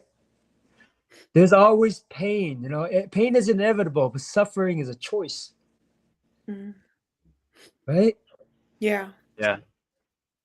We just gotta laugh at things and support each other. And this school has so many tools if you know, watch and practice it. So Well, yeah, see, happy birthday. Thank you. Really, our birthday, you know, that you share Thank all you, my brother Tony. this wisdom to us. Every day is our yes. birthday gift. You know, these powerful techniques that you share, you know what I mean? Like that you went through, that you experienced, you know, right? That you experienced and you're sharing with us because it worked for you, you know? And you give us so much. It's like a buffet of tools that we can utilize in our life, in our everyday life. Oh, this one don't work, try this one. This one don't work, try this Yeah. one. You know what? That's life. Life is a buffet. You know, try it out. If it don't work out, throw it away. Try something else. We live in this era where everything's just abundance. You know what I mean? Mm. Have everything, right? But yet, Yeah. why this misery, right? We gotta you gotta go within, because people everybody's relying on the outside world to make them happy. People forget to be present and enjoy themselves, enjoy Yeah. the win. And sometimes sitting there in meditation is the best thing you could give yourself, because the monkey mind, that's your best time to quiet the monkey mind, meditate, you know? True. But it takes practice. People, Yes. I can't sit, I can't meditate. I'm like, you just gotta be persistent. You just gotta keep doing it, keep doing it, keep doing it. You know, eventually you'll get there. I've been meditating for since COVID, you know, and I know that something good's gonna happen. For the first couple years, a few years, I was like, "Yeah, I don't know why I keep on doing it, but something gotta be good out of it." Just kept on doing it. Now I really like love it. I love it, you Yeah. know, because that's my mental shower. I get to clean out all the mess that's within my mind, you know. Yeah. Yeah, the quieter you become, the more you can hear. Like, That's it's funny how that Silence works. is the best teacher. silent teacher, and then you learn to be the observer and the witness of your thoughts, True. and you realize that, damn, I didn't think that. You know what I mean? It's the subconscious that brings it up. The ego brings it up, and you start witnessing. You're like, huh, that's strange. You know what I mean? Why did I think of that? But then it becomes a game. You know, Yeah. it becomes a game. But then you realize you can set your rules for your game. You're the creator of your world. But yeah, I think you know the school's gonna grow. You know, I think that people's gonna start being more conscious, more aware, more awake. You know, and then enough people is gonna talk about, and more people is gonna be more interested in it because there's so much suffering right now, right? Yeah. They're so distracted and getting pulled in so many directions that they don't know how to quiet their mind. But like you said, all you know, how do you say it? All boats, all Rising tides lift I all just boats. I raise all boats, yeah. Yeah. But it takes a leader, right? Somebody's got to step up. Somebody got to sacrifice, and you're doing a great job. You know, you're being the example you want to see for the world, right? You're not just talking about it. You're taking action. You started this school, right? You're showing up. You're doing more than you even getting you know what I mean? Physically, quote unquote, rewarded for, right? Yeah. But you're showing up, and it's a blessing. I'm thankful to be a part of this school from the beginning, and I'll always support this school because it made a big difference in my life, and I appreciate it. I know I'm not, I can't, I'm not able to show up to all the stuff, but I appreciate you guys doing it, you know. And Veronica helping out. Thank you so Oh, thank much. you. You just added so much more to this, you Oh, thank know. you. Your laugh, the extra things, and more people is gonna start. You know what I mean? Volunteering is gonna grow. It's gonna keep growing. You know. And then you're gonna be like, we're at that 1,000 class, and then there are 10,000 class. You Yeah, know. Who knows? Maybe we'll open up an ashram. I do. I feel like we're Yeah. just on the verge of this happening. I'm just enjoying the ride, how we're wherever we're going. Yeah. Yeah. I What is can't it wait till that the day we all meet up I can't wait Yeah, till that that'd day be great. comes. for meditation. Past Yeah. there, you know, like a real one. It's not real. This is Yeah. great, you know, but a physical one. Yeah, in the flesh. Yeah. Well, I think Tony froze. Is he here? Oh, we lost him? Sandy, Oh, he's I still here. love you, Tony. Yeah, we love you, Tony. I love you Thank you so for all much. those profound words. Do you guys hear me? Mary, yes, it Yeah, kind we of can froze see. for a second. Okay. Sorry, my internet be acting up sometimes. Yeah. I just wanted to say, Mariana, you are getting so many comments of support. So we all have your backs, Mariana. Paul says, the best is yet to come. This too shall pass, Mariana. Yeah, it shall And pass. yeah, Clouds passing in the sky, you know? And Sandy It says, seems yeah, harsh now, but it'll pass. yeah. And then Sandy says, yes, we are not alone, including those who are on the path and those who are in spirit. And go on, Vedagurudev. I was just going to say, she has a very loving soul family, a very loving Kriya Yoga School family. So we all got your back. We're all Yes. transmuting unconditional love your way. Rising tides lift all boats. Yeah. And Sandy says, I have seen there are legions and legions of light beings and angels to assist us in remembering who we are. True. Yeah, I agree with you. Your light beings, your soul family, your spirit guides are waiting for you. Just call upon them and they'll help you guide the way to become a lighthouse to your ship lost at sea and guide you the way home, show you the direction to walk. And Paul is requesting that you say this mantra, Vedagurudev. Lakaya, Samasta, Zucchini, Yeah. Okay. 3 times.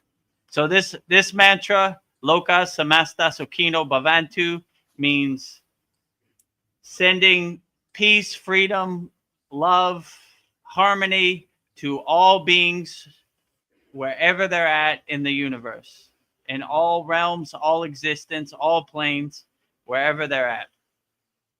3 times. Loka Samasta Sukhino Bhavantu. Loka Samasta Sukhino Bhavantu.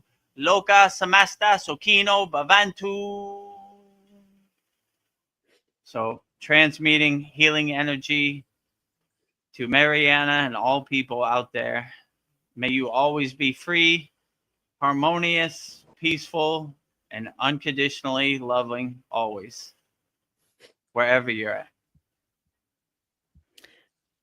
And Sandy says the ego tricks us into slipping into the lower vibrational frequencies. But lucky for us, love is stronger. Ooh, yes. I like when Babaji says, climb the ladder up to supreme bliss, not down to ignorance. My guru always used to say, Vedagurudev, you wear all white. Don't roll in the mud with the pigs. So always choose love, sit on your cloud, and unconditional loving state, a blissed out yogi or yogini state. Don't roll in the mud with the pigs. Climb the ladder up to the supreme bliss, supreme happiness, supreme love, not down to ignorance or hate. Yeah. We're going up. Elevators going up, not going down. Yeah. Top floor, please. Like top floor, penthouse suite coming up. Darren Carter says, well said, Sandy. Well said. Yeah, well said. Oh, thank you, Sandy. She says, Sandy says, yeah, Veronica rocks. Well, thank you. Veronica rocks. I feel like I'm just Montagy. I'm just trying to help you. You rock, Veronica. Keep up the good work. Mariana says, yeah, I am so grateful and blessed to have you as a friend, spiritual teacher, and guru, Vedagurudev. And Tony is right. Veronica, without you, Vedagurudev, would struggle with all the tech and moderation. You are also Mariana, a beautiful and loving soul, bringing light and love to the school as well. And thank you, Paul, for the warm and supportive words. Oh, that was beautiful. Thank you for all your kind words, Mariana. Makes me feel warm and fuzzy inside. Thank you always. Thank you for being an A1 Day 1 member of our Kriya Yoga School, like Tony and Veronica. I appreciate all your energy. Makes me feel good too. So all this couldn't be done without your loving energy also. And I agree with you. Thank you for all the hard work you're doing, Veronica. True blessing. Much appreciated always, right?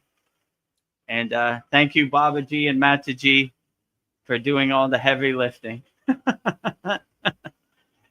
Babaji is driving my car. I'm just witnessing him drive me around, you know. I'm just delivering Babaji's mail, but the direct mail comes from Babaji himself. Yeah. So Glory to Babaji, right? Mariana says, thank you for the prayers and mantras for all of us. Oh, thank you.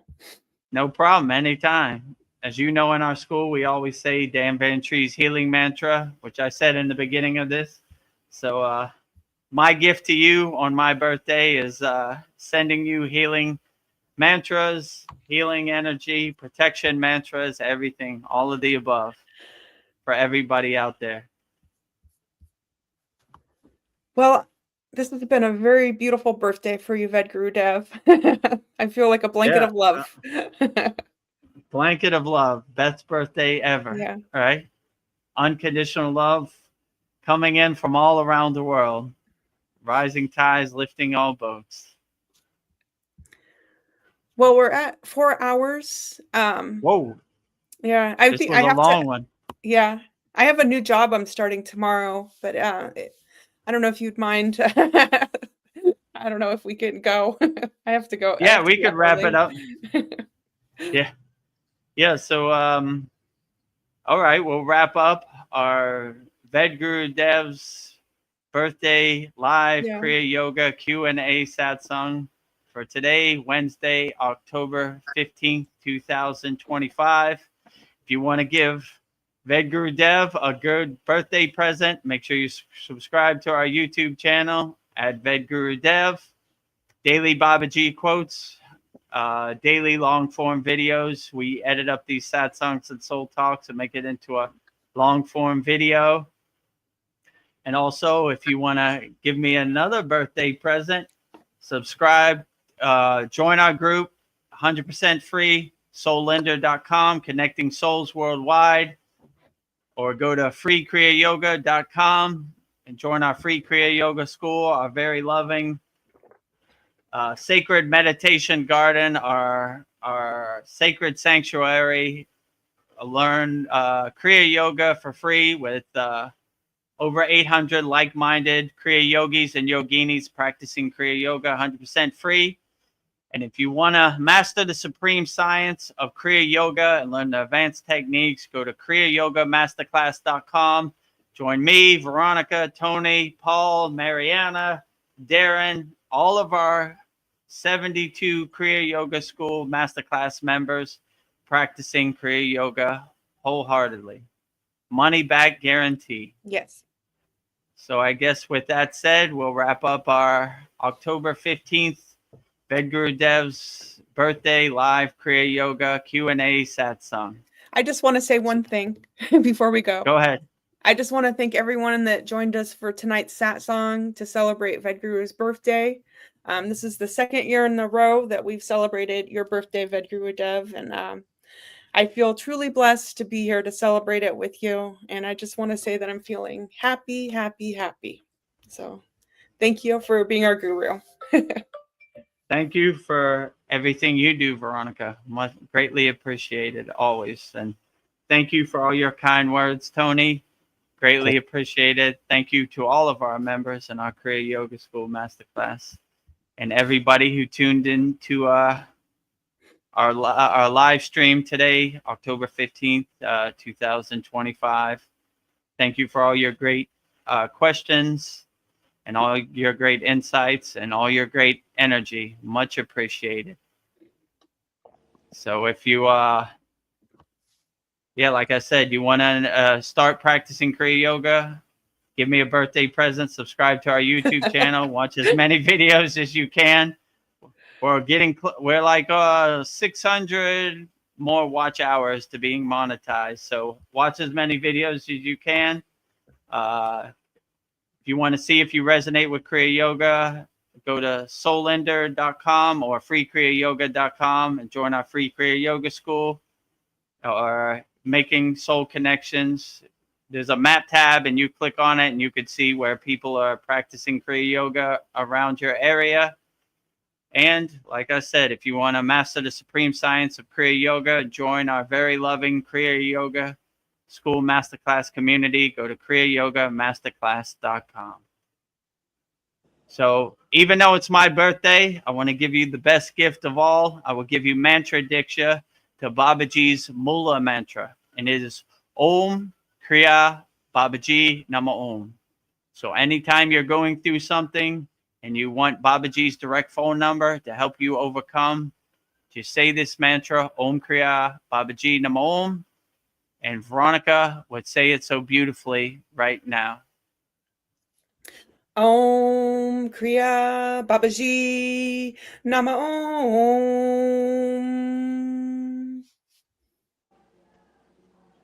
Tony, do you feel like saying the mantra? Om Kriya Babaji Namo Om Kriya Babaji Namo.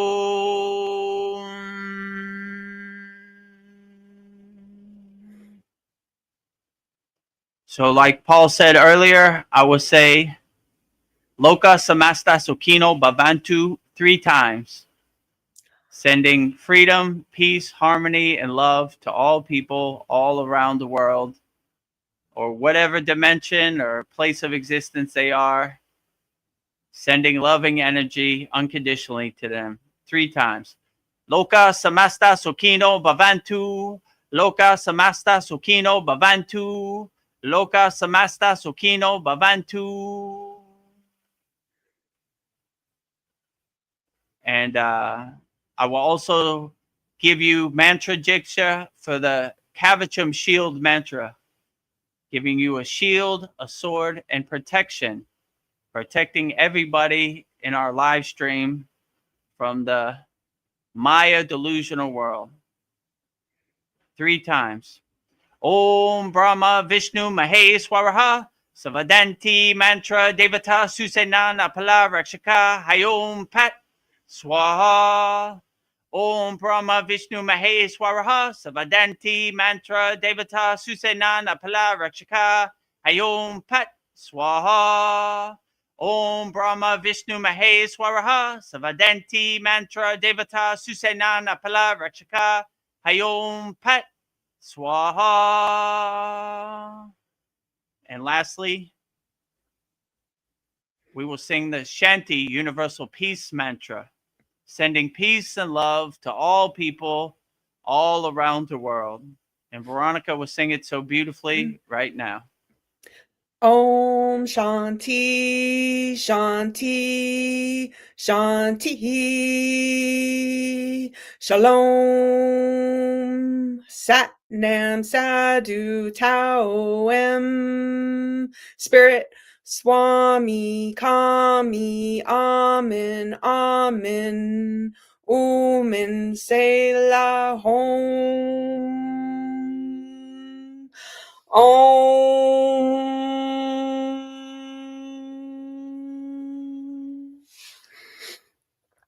Om Shanti, Shanti, Shanti, Shalom. Sat Nam Sadhu Tao Em. Spirit Swami Kami Amen Amen. Omen Selah Hom.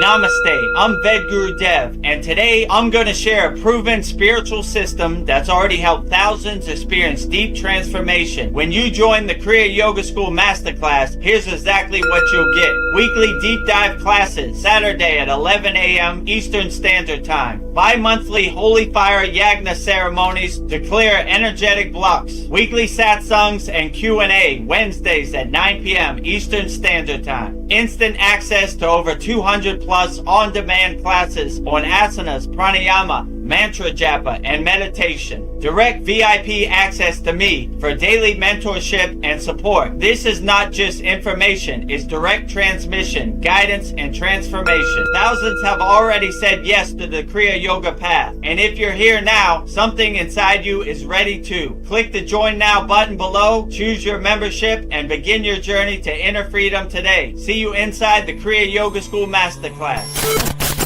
क्रिया बाबाजी नमः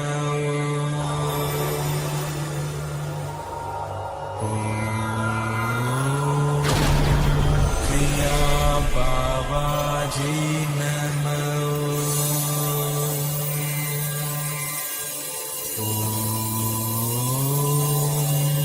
क्रिया बाबाजी नमः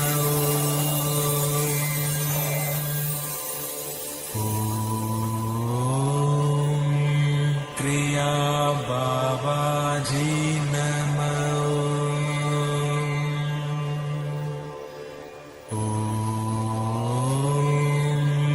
क्रिया बाबाजी नमः